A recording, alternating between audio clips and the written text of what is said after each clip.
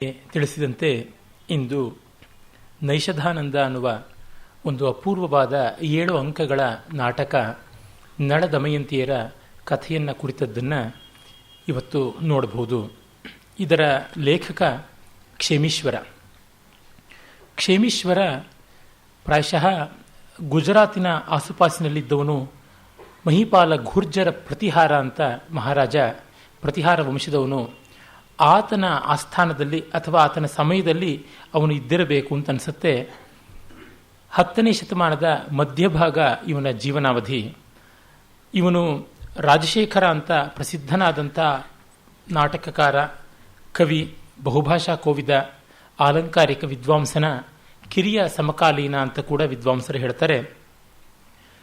ಈತ ಬರೆದಂಥ ಕೃತಿಗಳಾಗಿ ನಮಗೆ ಬಹುಕಾಲದಿಂದ ಸಿಕ್ಕಿದ್ದು ಒಂದೇ, ಚಂಡಕೌಶಿಕ ಅಂತಕ್ಕಂಥ ಒಂದು ನಾಟಕ. ಹರಿಶ್ಚಂದ್ರನ ಕಥೆಯನ್ನು ಕುರಿತದ್ದು. 5 ಅಂಕಗಳ ಆ ಕೃತಿ ಹೆಚ್ಚಿನ ಜನಪ್ರಿಯತೆಯನ್ನು ಪಡೆಯದೇ ಇದ್ದರೂ ಸಾಕಷ್ಟು ಪ್ರಸಿದ್ಧವಾಗಿತ್ತು. ಈಚೆಗೆ ಅಂದರೆ 1987ನೇ ಇಸ್ವಿಯಲ್ಲಿ ಅಚ್ಚಾದದ್ದು ನೈಷಧಾನಂದ. ಅದನ್ನು ಡಾಕ್ಟರ್ ಎ ಕೆ ವಾರ್ಡರ್ ಮತ್ತು ಕುಂಜುಣಿ ರಾಜ ಅಂತ ಅವರಿಬ್ಬರು ವಿದ್ವಾಂಸರು ಸೇರಿ ಅದನ್ನು ಆವೃತ್ತಿ ತಂದರು. ಅಂದರೆ ಇದು ಅಚ್ಚಾಗಿ ಜಗತ್ತಿಗೆ ಬಂದು 20 ವರ್ಷವಷ್ಟೇ ಆಗಿದೆ. A work is return only when it is printed ಅಂತ ಗಾದೆ. ಆ ದೃಷ್ಟಿಯಿಂದ ಕಂಡಾಗ ಒಂದು ಒಳ್ಳೆಯ ನಾಟಕ ಸಿಕ್ಕಿದ್ದು ಇಷ್ಟು ತಡವಾಗಿ. ಆದರೆ ಇದರ ಒಂದು ಅಸ್ತಿತ್ವ ಮತ್ತು ಇದರ ಹಸ್ತಪ್ರತಿಯ ಉಪಲಬ್ಧಿ ಅದೆಲ್ಲ 1 ಶತಮಾನಕ್ಕೆ ಮುನ್ನವೇ ಆದದ್ದು ಹೌದು. ಎಲ್ಲಿವರೆಗೂ ಅಂತಂದರೆ 1884ರಲ್ಲಿ ಪೀಟರ್ಸನ್ ಅಂತ ದೊಡ್ಡ ಸಂಸ್ಕೃತ ವಿದ್ವಾಂಸ, ಆತನೇ ಈ ನೈಷಧಾನಂದದ ಅಸ್ತಿತ್ವವನ್ನು ಮತ್ತು ಅದರ ಹಸ್ತಪ್ರತಿ ಎಲ್ಲಿ ಸಿಗುತ್ತೆ, ಅದು ಜೈಸಲ್ಮೇರ್, ಬಿಕಾನೇರ್ ಈ ಒಂದು ಪ್ರದೇಶಗಳಲ್ಲಿದ್ದಂತಹ ಹಸ್ತಪ್ರತಿ ಭಂಡಾರದಲ್ಲಿದ್ದದ್ದು, ಅದನ್ನೆಲ್ಲ ಉಲ್ಲೇಖ ಮಾಡಿದ್ದ. ಆದರೆ ಅವನು ಉಲ್ಲೇಖ ಮಾಡಿದ 1 ಶತಮಾನದ ಮೇಲೆ ಅದು ನಮಗೆ ಸಿಗುವಂತೆ ಆಯಿತು. ಯಾವುದಕ್ಕೂ ಕಾಲ ಬರಬೇಕು. ಎಷ್ಟೋ ಗ್ರಂಥಗಳು ಹಾಗೇನೆ ಕತಿಕವಯ, ಕತಿಕೃತಯ, ಕತಿಲುಪ್ತ, ಕತಿಚರಂತಿ, ಕತಿ ಶಿಥಿಲಾಹ ಅಂತ ನೀಲಕಂಠ ದೀಕ್ಷಿತ ಹೇಳ್ತಾನೆ. ಎಷ್ಟು ಕವಿಗಳು, ಎಷ್ಟು ಕೃತಿಗಳು, ಎಷ್ಟು ಲುಪ್ತಾಹ, ಗುಪ್ತಾಹ, ಸುಪ್ತಾಹ, ವಿಸ್ಮೃತಾಹ, ಎಲ್ಲೆಲ್ಲಿ ಏನೇನಾಗುತ್ತೋ ನಮಗೆ ಹೇಳುವುದು ಕಷ್ಟ. ಅಂತೂ ಒಂದು ಒಳ್ಳೆಯ ಕೃತಿ ಸಿಕ್ಕಿದೆ ಅಂತ ಸಂತೋಷ ಪಡಬೇಕು.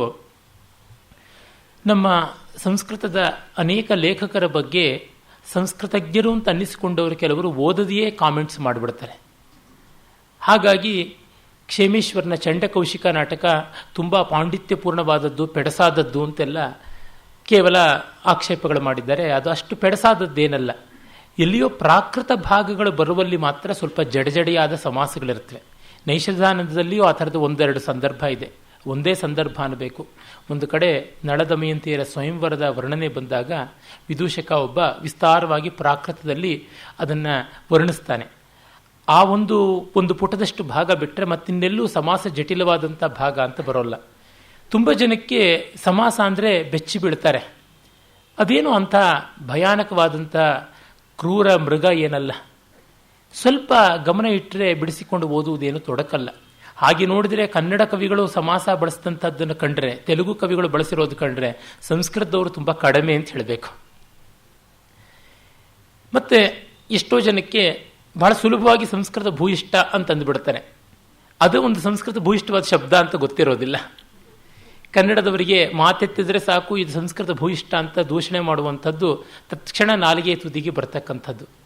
ಆದರೆ ಒಂದನ್ನು ಅವರು ಗಮನಿಸೋದಿಲ್ಲ, ಆ ಸಂದರ್ಭ ಅದನ್ನು ಬೇಡ್ತಾ ಇದೆಯಾ ಇಲ್ಲವಾ ಅಂತ ಅಷ್ಟನ್ನೇ ನೋಡಬೇಕು. ಮದುವೆ ಹುಡುಗಿ ತುಂಬ ಒಡವೆ ಹೇರ್ಕೊಂಡಿದ್ಲು ಅಂತಂದರೆ ಏನಾದರೂ ಅರ್ಥ ಇದೆಯಾ? ಮದುವೆ ಹುಡುಗಿ ಅಲ್ಲದೆ ಇನ್ಯಾರು ಒಡವೆ ಹೇರ್ಕೋಬೇಕು, ಹೆಣಕ್ಕ ಶೃಂಗಾರ ಮಾಡಬೇಕು? ಸಂದರ್ಭವನ್ನು ನೋಡಿಕೊಂಡು ಮಾಡ್ತಕ್ಕಂಥದ್ದು. ಮಹಾವೀರ ಯೋಧ ಒಬ್ಬ ಯುದ್ಧಕ್ಕೆ ಹೋಗುವಾಗ ಮೈತುಂಬ ಕವಚ ತೊಟ್ಕೊಂಡಿರ್ತಾನೆ. ಮೈತುಂಬ ಅವನು ಕಬ್ಬಿಣ ಹೇರ್ಕೊಂಡಿದ್ದ ಅಂತಂದರೆ ಇನ್ನೇನು ಹೂವಿನ ಅಲಂಕಾರ ಮಾಡಿಕೊಂಡು, ಈ ಜಾನ್ವಾಸ್ ಅಂತ ತಮಿಳಿನಲ್ಲಿ ಕರೀತಾರೆ, ಬರ್ಸಾತ್ ಅಂತ ಹೇಳ್ತಾರೆ ಹಿಂದಿನಲ್ಲಿ, ಆ ಒಂದು ಮೆರವಣಿಗೆಗೆ ಹೋಗುವಂಥದ್ದು ಆ ಥರ ಮಾಡೋದಕ್ಕೆ ಸಾಧ್ಯವ? ಅಲ್ಲ. ಹೀಗೆ ಸಂದರ್ಭಕ್ಕೆ ತಕ್ಕಂತೆ ಇದ್ದರೆ ಸರಿಯಾಗುತ್ತದೆ. ಆ ಎಲ್ಲ ದೃಷ್ಟಿಯಿಂದ ಈ ನಾಟಕ ಗೆಲ್ಲುತ್ತದೆ. ಸಂಸ್ಕೃತ ಸಾಹಿತ್ಯದಲ್ಲಿ ನಳಕಥೆ ಬಹಳ ಪ್ರಸಿದ್ಧ, ಬಹಳ ಜನಪ್ರಿಯ, ತುಂಬ ಲೋಕಪ್ರೀತಿಗೆ ಪಾತ್ರವಾಗಿರುವುದು. ಮಹಾಭಾರತದ ಒಂದು ಉಪಾಖ್ಯಾನವಾಗಿ ಅದು ಅಜರಾಮರವಾದಂಥ ಸ್ಥಾನವನ್ನು ಗಳಿಸಿದೆ. ಮಹಾಭಾರತದ ವನಪರ್ವದಲ್ಲಿ ಅದು ಬರುತ್ತೆ. ಅಲ್ಲಿ ಅತ್ಯಂತ ರಮಣೀಯವಾಗಿ ನಳದಮಂತಿಯರ ಕಥೆ ಬಂದಿದೆ. ಅದಕ್ಕಿಂತ ಸುಂದರವಾಗಿ ನಳದಮಂತಿಯರ ಜೀವನ ಕಥೆಯ ಕಾವ್ಯ ಇನ್ಯಾವ ಭಾಷೆಯಲ್ಲೂ ಬಂದಿಲ್ಲ ಅಂತ ಹೇಳಿದ್ರೆ ತಪ್ಪಾಗೋಲ್ಲ. ಫಸ್ಟ್ ಈಸ್ ದಿ ಬೆಸ್ಟ್ ಅಂತ ಅನ್ನುವಂತೆ ಆಗಿದೆ. ಕನ್ನಡದಲ್ಲಿ ಕನಕದಾಸರು ತುಂಬ ತಿಳಿಯಾಗಿ ಸೊಗಸಾಗಿ ನಳಚರಿತ್ರೆ ಅಂತ ಬರೆದಿದ್ದಾರೆ. ಚೌಂಡರಸ ನಳಚಂಪು ಅಂತ ಬರೆದಿದ್ದಾನೆ. ಪರವಾಗಿಲ್ಲ, ನಳಚಂಪು ಸುಮಾರಾಗಿದೆ, ನಳಚರಿತ್ರೆ ರುಚಿಕರವಾಗಿದೆ. ಆದರೂ ಇನ್ನೂ ಚೆನ್ನಾಗಿ ಬರೆಯೋದಕ್ಕೆ ಬೇಕಾದಷ್ಟು ಸಾಧ್ಯತೆ ಇದೆ. ಆದರೆ ಮೂಲ ಮಹಾಭಾರತದ ನಳಕಥೆ ತುಂಬ ಹೃದಯಂಗಮವಾದ, ಭಾವಸ್ಪರ್ಶಿಯಾದ, ಹೃದಯ ನಿರ್ಭರವಾದಂಥ ಕಾವ್ಯ. ಅದನ್ನು ಕನ್ನಡದವನೇ ಆದಂಥ ತ್ರಿವಿಕ್ರಮ ನಳಚಂಪು ಅಂತ ಮೊದಲಿಗೆ ಬರೆದ ಸಂಸ್ಕೃತದಲ್ಲಿ. ಅದು ಯಾವುದಕ್ಕೂ ಪ್ರಯೋಜನಕ್ಕೆ ಬರೋದಿಲ್ಲ ಆ ರೀತಿಯಾದಂಥ ಕೃತಿ. ಶುಷ್ಕ ಸಂಸ್ಕೃತ ಪಾಂಡಿತ್ಯ ಪ್ರದರ್ಶನ ಅಂದರೆ ಅದು ಅಂತ ಹೇಳ್ಬೋದು, ಆ ರೀತಿಯಾಗಿದೆ. ಹಾಗಲ್ಲದೆ ನೈಷಧಾನಂದ ಅಂತ ಒಂದು, ಅಥವಾ ಸಹೃದಯಾನಂದ ಅಂತ ಒಂದು ಕಾವ್ಯ ಇದೆ. ಆಮೇಲಿಂದ ಶ್ರೀಹರ್ಷ ನೈಷಧೀಯ ಚರಿತ ಅಂತ ಬರೆದಿದ್ದಾನೆ. ಅದು ಪಾಂಡಿತ್ಯ ಪ್ರದರ್ಶನದ ಒಂದು ಪರಾಕಾಷ್ಠೆ. ಅಲ್ಲಿ ನಳದಮಯಂತಿಯರ ವಿವಾಹದವರೆಗಿನ ಕಾವ್ಯ ಕಥೆ ಬರುತ್ತೆ ಹೊರತು ಆಮೇಲಿಂದಿಲ್ಲ. ನಿಜವಾಗಿ ಆಮೇಲಿನ ಬದುಕೇ ದೊಡ್ಡ ಸ್ವಾರಸ್ಯ, ಬದುಕಿಗೆ ಬೆಳಕಾಗತಕ್ಕಂಥದ್ದು ಉತ್ತರ ನೈಷಧವೇ ಹೊರತು ಪೂರ್ವ ನೈಷಧ ಅಲ್ಲ. ಅದು ಅಷ್ಟಾಗಿ ಅಸುಂದರವೇ ಅಂತ ಅನ್ನಬೇಕು, ಅಲ್ಲಿಗೆ ನಿಲ್ಲಿಸಿರುವಂಥದ್ದು. ಆಮೇಲೆ ನಾಟಕಗಳು ಸಾಕಷ್ಟಿವೆ. ನೀಲಕಂಠ ದೀಕ್ಷಿತನ ನಳಚರಿತ್ರ ನಾಟಕದಿಂದ ಮೊದಲುಗೊಂಡು ಅನೇಕ ಕೃತಿಗಳಿವೆಯಾದರೂ ನಾನು ಕಂಡಂತೆ ಸಂಸ್ಕೃತ ನಳಚರಿತ್ರಾಧಾರಿತ ನಾಟಕಗಳ ಪೈಕಿ ಈ ನೈಷಧಾನಂದವೇ ಪ್ರಥಮ ವರ್ಗಕ್ಕೆ ಸೇರ್ತಕ್ಕಂಥದ್ದು, ಪ್ರಥಮ ಗಣ್ಯವಾದದ್ದು, ಫಸ್ಟ್ ಅಂತ ಹೇಳ್ಬೋದಾದದ್ದು. ಹಾಗಾಗಿ ಈ ಒಂದು ನಾಟಕ ಈಚೆಗಷ್ಟೇ ಅಚ್ಚಾದದ್ದು, ಹೆಚ್ಚು ವ್ಯಾಪ್ತಿ ಪರಿಚಯವೂ ಯಾವ ವಿದ್ವಾಂಸರಿಗೆ ಬರದೇ ಇರತಕ್ಕಂಥದ್ದು, ಮತ್ತು ಒಳ್ಳೆಯ ರಚನೆಯೂ ಆಗಿರತಕ್ಕಂಥದ್ದು. ಈ ಕಾರಣದಿಂದ ಇದನ್ನು ತೆಗೆದುಕೊಳ್ತಾ ಇದ್ದೀನಿ. ನಾಟಕದ ಕಥೆ ಲೋಕವಿಖ್ಯಾತ, ಎಲ್ಲರೂ ಬಲ್ಲಂಥ ನಳಕಥೆಯೇ. ಅದನ್ನೇ ಕವಿ ಹೇಳಿದ್ದಾನೆ. ತುಂಬ ಬದಲಾವಣೆಗಳನ್ನು ಮಾಡಿಕೊಂಡಿಲ್ಲ, ಅಲ್ಪ ಸ್ವಲ್ಪ ಬದಲಾವಣೆ ಇದೆ. ಅದು ರಸೋಚಿತವಾಗಿಯೇ ಇದೇನು ಬೇಕು, ಒಂದು ಕಡೆ ಮಾತ್ರ ಆ ಬದಲಾವಣೆ ಅಷ್ಟೇನು ಹೃದಯಂಗಮ ಅಲ್ಲ ಅಂತ ಅನಿಸುತ್ತೆ. ಅದನ್ನು ಹೇಳ್ತೀನಿ. ಯಾಕೆಂದರೆ ವಿಮರ್ಶನಕ್ಕೆ ಅಂತ ಕೂತ ಮೇಲಿಂದ ದಂಡಿನಲ್ಲಿ ಸೋದರ ಮಾವನೆ ಅಂತ ಯಾರಾದರೂ ಸರಿಯೇ, ವಿಮರ್ಶೆ ಕತ್ತಿ ಎತ್ತಲೇಬೇಕು. ಮೆಚ್ಚುಗೆ ಇದ್ದರೆ ಅದರ ಹಾರವನ್ನು ಹಾಕಲೇಬೇಕಾಗುತ್ತೆ. ಮೊದಲಿಗೆ ನಾಂದಿಯಲ್ಲಿ ಮಹಾದೇವನನ್ನು ಪ್ರಾರ್ಥನೆ ಮಾಡ್ತಾನೆ ಕವಿ. ಸಂಸ್ಕೃತದ ಪ್ರಾಚೀನ ಕವಿಗಳನ್ನು ನೋಡಿದರೆ, ನಾಟಕಕಾರರನ್ನು ನೋಡಿದರೆ ಅತಿ ಹೆಚ್ಚಾಗಿ ಅವರು ಸ್ತುತಿ ಮಾಡಿರುವುದು ಶಿವನನ್ನೇ. ವಿಷ್ಣುವಿನ ಸ್ತೋತ್ರ ಬಹಳ ಕ್ವಾಚಿತ್ಕವಾಗಿ ಕಂಡು ಬರುತ್ತದೆ. ಆದರೆ ಅವರೆಲ್ಲ ವಿಷ್ಣು ದ್ವೇಷಿಗಳು ಅಂತ ಏನು ಅರ್ಥವಲ್ಲ. ಏನಂದರೆ ರಂಗಾಧಿ ದೇವತೆ ಮಹಾದೇವ, ಅವನು ಕರ್ಣ ಅಂಗಹಾರಾದಿಗಳನ್ನು ಭರತ ಮುನಿಗೆ ಕೊಟ್ಟವನು ಅನ್ನುವ ಕಾರಣದಿಂದಲೋ ಏನೋ, ಅಥವಾ ಈ ಕಲೆಯ ಒಂದು ಆಯಾಮವಾದಂಥ ನೃತ್ಯವನ್ನು ಅವನು ಮಾಡ್ತಾನೇ ಇರ್ತಾನೆ ಎನ್ನುವುದರಿಂದಲೋ, ಇಲ್ಲವೇ ಆ ಶಿವ ವಿಲಕ್ಷಣವಾದ ಅನೇಕ ವಿಷಯಗಳನ್ನು ಹೊಂದಿಯೂ ಕೂಡ ಅದಕ್ಕೆ ಅತೀತನಾಗಿದ್ದಾನಲ್ಲ, ಅವನು ವಿರೋಧಾಭಾಸಗಳನ್ನು ಎಲ್ಲವನ್ನ ತನ್ನೊಳಗೆ ಹೇರಿಕೊಂಡಿದ್ದರೂ ಅವನು ಅವಿರೋಧವಾಗಿದ್ದಾನೆ ಅಂತ ಈ ರೀತಿ ನಿಜವಾಗಿ ನೋಡಿದರೆ ಧ್ಯಾನಶೀಲತೆಗೆ ವ್ಯಕ್ತಿಯ ಮಟ್ಟದಲ್ಲಿ ಅಂತರ್ಮುಖತೆಯ ಒಂದು ಮಹಾ ಸಾಧನವಾಗಿ ಕಾಣುವುದಿದ್ದರೆ ಶಿವ ಅಂತ ಹೇಳಬಹುದು. ಹಾಗೆಯೇ ಕುಟುಂಬದ ಮಟ್ಟದ ಒಂದು ಮಹಾರೂಪಕ ಪ್ರತೀಕ ಆಗುವುದಿದ್ದರೆ ರಾಮ, ಸಮಾಜದ ದೇಶದ ಮಟ್ಟಿನ ಮಹಾರೂಪಕ ಅಂತಿದ್ರೆ ಕೃಷ್ಣ ಅಂತ ನಾನು ಅಂದುಕೊಂಡಿದ್ದೀನಿ. Shiva, Rama, Krishna, individual, family and society ಅಂತ ಈ ಮೂರು ಹಂತಗಳ ಮೂರು ವಿಶೇಷವಾದಂಥ ಸಂಕೇತಗಳು ನಮ್ಮ ಪರಂಪರೆಗೆ ಸಿಕ್ಕಿರುವಂಥದ್ದು ಅಂತ ಹೇಳ್ಬೋದು. ಈ ಎಲ್ಲ ಕಾರಣದಿಂದ ಶಿವನನ್ನು ಇಟ್ಕೊಂಡಿದ್ದಿರಬಹುದು. ಒಟ್ಟಿನಲ್ಲಿ ಶಿವನ ಬಗ್ಗೆ ಒಂದು ಮಂಗಳ ಶ್ಲೋಕ ಉಂಟು. ಅದೇನು ಅಷ್ಟು ವಿಶೇಷವಾದ ಅಂದ ಆಕರ್ಷಣೆ ಇರುವಂಥದ್ದು ಅಲ್ಲ.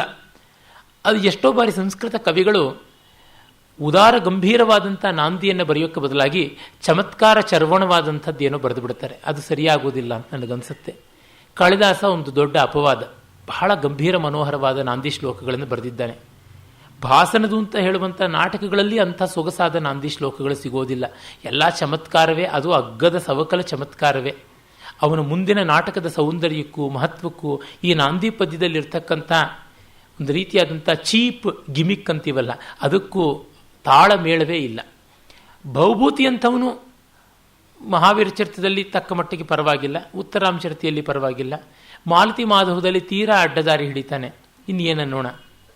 ಆದರೆ ಅದು ಸಂಸ್ಕೃತ ಕವಿಗಳ ಒಂದು ವ್ಯಾಧಿ.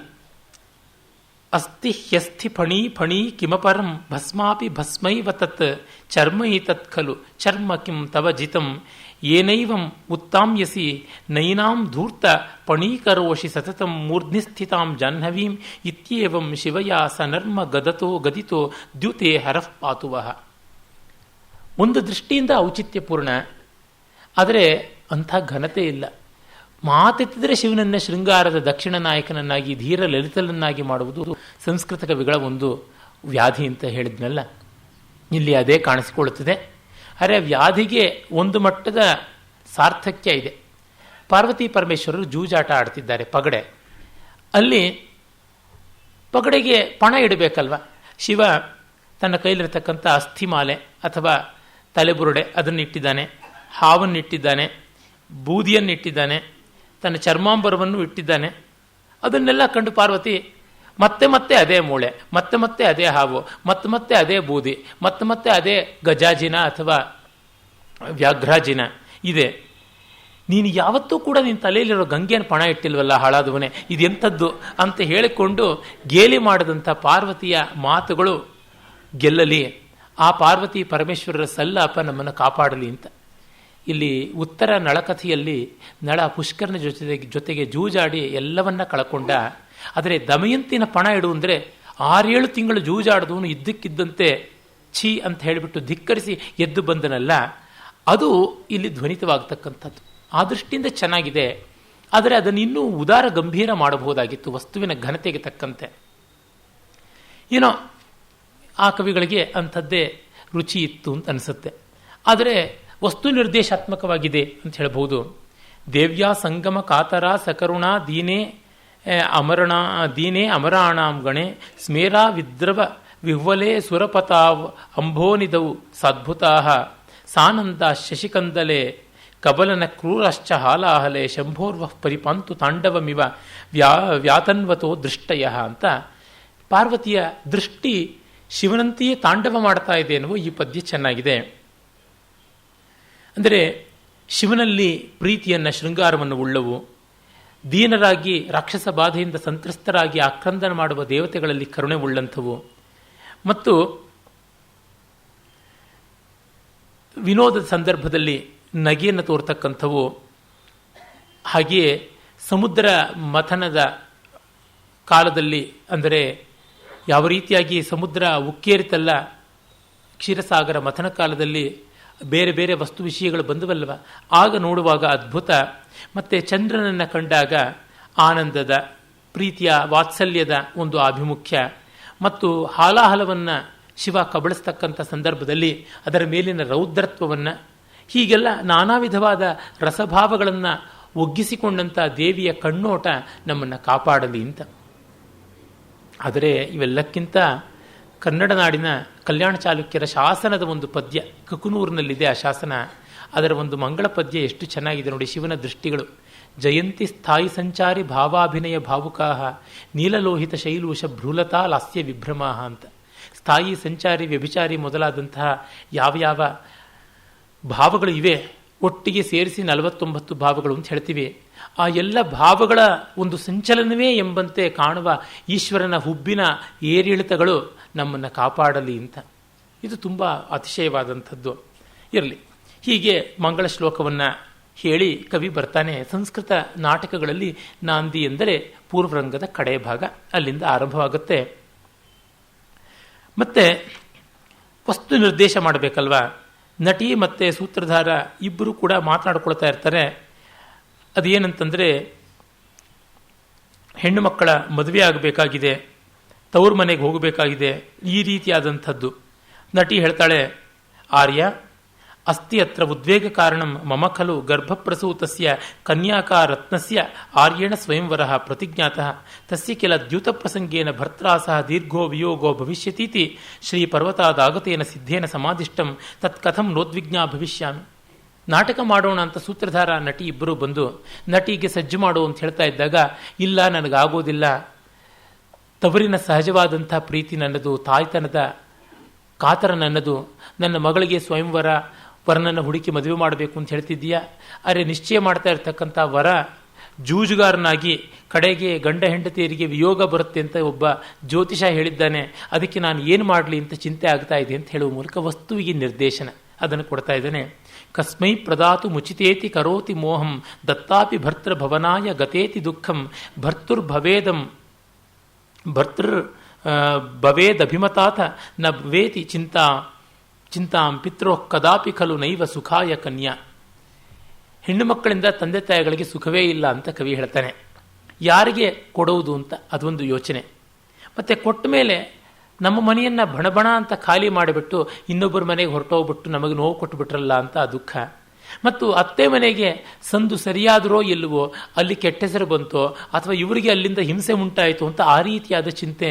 ಹೀಗೆ ಎಲ್ಲ ದೃಷ್ಟಿಯಿಂದಲೂ ಚಿಂತೆ ಅಂತ ಸಾಯಣಾಚಾರ್ಯರು ವೇದ ಭಾಷ್ಯದಲ್ಲಿ ಒಂದು ಕಡೆ ಹೇಳ್ತಾರೆ, ದಾರಿಕಾ ಹೃದಯ ದಾರಿಕಾ ಪಿತುಹು ಅಂತ. ದಾರಿಕಾ ಅಂದರೆ ಮಗಳು, ತಂದೆ ತಾಯಿಗಳ ಹೃದಯವನ್ನು ಸೀಳ್ತಾ ಇರ್ತಾಳೆ ಇದೇ ಕಾರಣಕ್ಕೆ.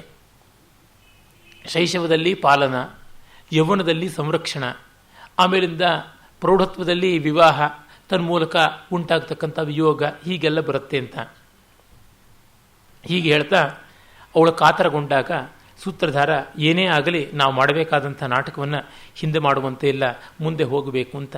ಸಂಸ್ಕೃತ ನಾಟಕಗಳೆಲ್ಲ ಯಾವುದೋ ಒಂದು ಸಮಸಾಮಯಿಕವಾದ ಹಿನ್ನೆಲೆಯಿಂದ ತಕ್ಷಣ ಆ ಕಾಲಕ್ಕೆ ಹೊರಡತ್ವೆ. ಇದು ಬಹಳ ಸೊಗಸಾದಂಥ ಒಂದು ತಂತ್ರ ಪ್ರಸ್ತಾವನೆ ಅಂತ ಕರೀತಾರೆ. ಅಲ್ಲಿಂದ ನೇರವಾಗಿ ಬರುತ್ತದೆ. ಅದು ವಿದರ್ಭ ದೇಶದ ಮಹಾರಾಜ ಭೀಮ ಯಾವನಿದ್ದಾನೆ ಅವನ ಮಗಳು ದಮಯಂತಿ, ಭೈಮಿ ಅಂತಲೂ ಕರೀತಾರೆ, ಅವಳ ಒಂದು ಸ್ವಯಂವರದ ಬಗ್ಗೆ ಚಿಂತೆ ನಡೆಯುತ್ತೆ. ಆ ಸ್ವಯಂವರಕ್ಕೆ ನಳ ಹೊರಟಿದ್ದಾನೆ. ನಳದಮಯಂತರಿಗೆ ಪ್ರೀತಿ ಉತ್ಪಾದನೆಯಾಗಿದ್ದು ರಾಜಹಂಸದಿಂದ. ಆ ಹಂಸದ ಪ್ರಸ್ತಾವ ಇಲ್ಲಿ ಮಾತಿನ ಮಧ್ಯೆ ಬರುತ್ತೆ, ನೇರವಾಗಿ ಅದು ಬರುವುದಿಲ್ಲ. ತರಬಹುದಾಗಿತ್ತು ಕವಿ, ಏನೇನನ್ನು ತರಕ್ಕೆ ಹೋದವನಿಗೆ ಅದನ್ನು ತರೋದೇನು ಕಷ್ಟವಾಗೋದಿಲ್ಲ ಅಂತ ಒಂದು ಸೊಗಸಾದ ಅಂಶವನ್ನು ಬಿಟ್ಟಿದ್ದಾನೆ ಇಲ್ಲಿ. ಒಟ್ಟಿನಲ್ಲಿ ನಳ ಸ್ವಯಂವರಕ್ಕೆ ಬರ್ತಾ ಇದ್ದಾನೆ.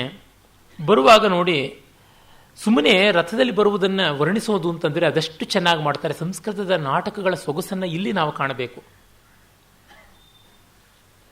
ರಂಗಸ್ಥಳದಲ್ಲಿ ಸೆಟ್ಟಿಂಗ್ಸ್ ಇರೋದಿಲ್ಲ, ಏನೂ ಇರೋದಿಲ್ಲ. ಎಲ್ಲವೂ ಚಲನೆಯಿಂದಲೇ ಮಾಡಬೇಕು, ಅಭಿನಯದಿಂದಲೇ ಆಗಬೇಕು, ಮಾತಿನಿಂದಲೇ ಆಗಬೇಕು, ಸಂಗೀತದಿಂದಲೇ ಆಗಬೇಕು. ವಾಚಿಕ, ಆಂಗಿಕ ಮತ್ತು ಸಾತ್ವಿಕ ಇವುಗಳಿಂದಲೇ ಹೆಚ್ಚಾಗುವುದು. ಎಷ್ಟು ಪರಿಣಾಮಕಾರಿಯಾಗಿ ಮಾಡ್ತಾರೆ ಅಂದರೆ, ಒಂದು ರಥದಲ್ಲಿ ಬರುವುದು ಅಂದರೆ ರಥ ಅಲ್ಲಿ ರಂಗಸ್ಥಳದ ಮೇಲೆ ಬರೋದಿಲ್ಲ. ರಥ ಓಡಿಸ್ತಕ್ಕಂಥ ಸಾರಥಿ ಮತ್ತು ರಥಿ ಇಬ್ಬರೇ ಇರ್ತಾರೆ. ಅವರು ಈ ಒಂದು ಚಲನೆಯನ್ನು ಕರ್ಣಾಂಗಹಾರಗಳ ಮೂಲಕ ತೋರಿಸ್ತಾರೆ. ಉದಾಹರಣೆಗೆ ಅಲ್ಲಿ ಬಹಳ ಸೊಗಸಾಗಿರ್ತಕ್ಕಂಥ ಒಂದು ಕರ್ಣ ಅನ್ನುವುದು ಮಾಡ್ತಾರೆ, ವೈಶಾಖ ರೇಚಿತ ಅಂತ. ವೈಶಾಖ ರೇಚಿತ ಅನ್ನುವ ಕರ್ಣ ಮಾಡಿದ್ರೆ ಅದನ್ನು 3 ರೀತಿಯಲ್ಲಿ ಮಾಡಬಹುದು ಅಥವಾ 4 ರೀತಿಯಲ್ಲಿ ಮಾಡಬಹುದು ಅಂತ ಪದ್ಮ ಸುಬ್ರಹ್ಮಣ್ಯಂ ಅವರು ರಿಕನ್ಸ್ಟ್ರಕ್ಟ್ ಮಾಡಿದ್ದಾರೆ. ಅದು ಕುದುರೆಯ, ರಥದ, ಆನೆಯ ಎಲ್ಲದರ ಓಡಾಟವನ್ನು ತೋರಿಸ್ತಕ್ಕಂಥದ್ದು. ಆ ವೈಶಾಖ ರೇಚಿತ ಕರ್ಣ ಮಾಡಿಕೊಂಡು ರಂಗಸ್ಥಳಕ್ಕೆ ಬಂದಾಗ ರಥಾರೋಹಣ ಮಾಡಿ ಅವರು ಬರ್ತಾ ಇದ್ದಾರೆ ಅಂತ ನಮಗೆ ಗೊತ್ತಾಗುತ್ತೆ. ಆಗ ಅದರ ಒಂದು ಕಲ್ಪನೆಯನ್ನು ನಮಗೆ ಮಾತಿನ ಮೂಲಕ ಕಟ್ಟಿಕೊಡ್ತಾನೆ ಕವಿ.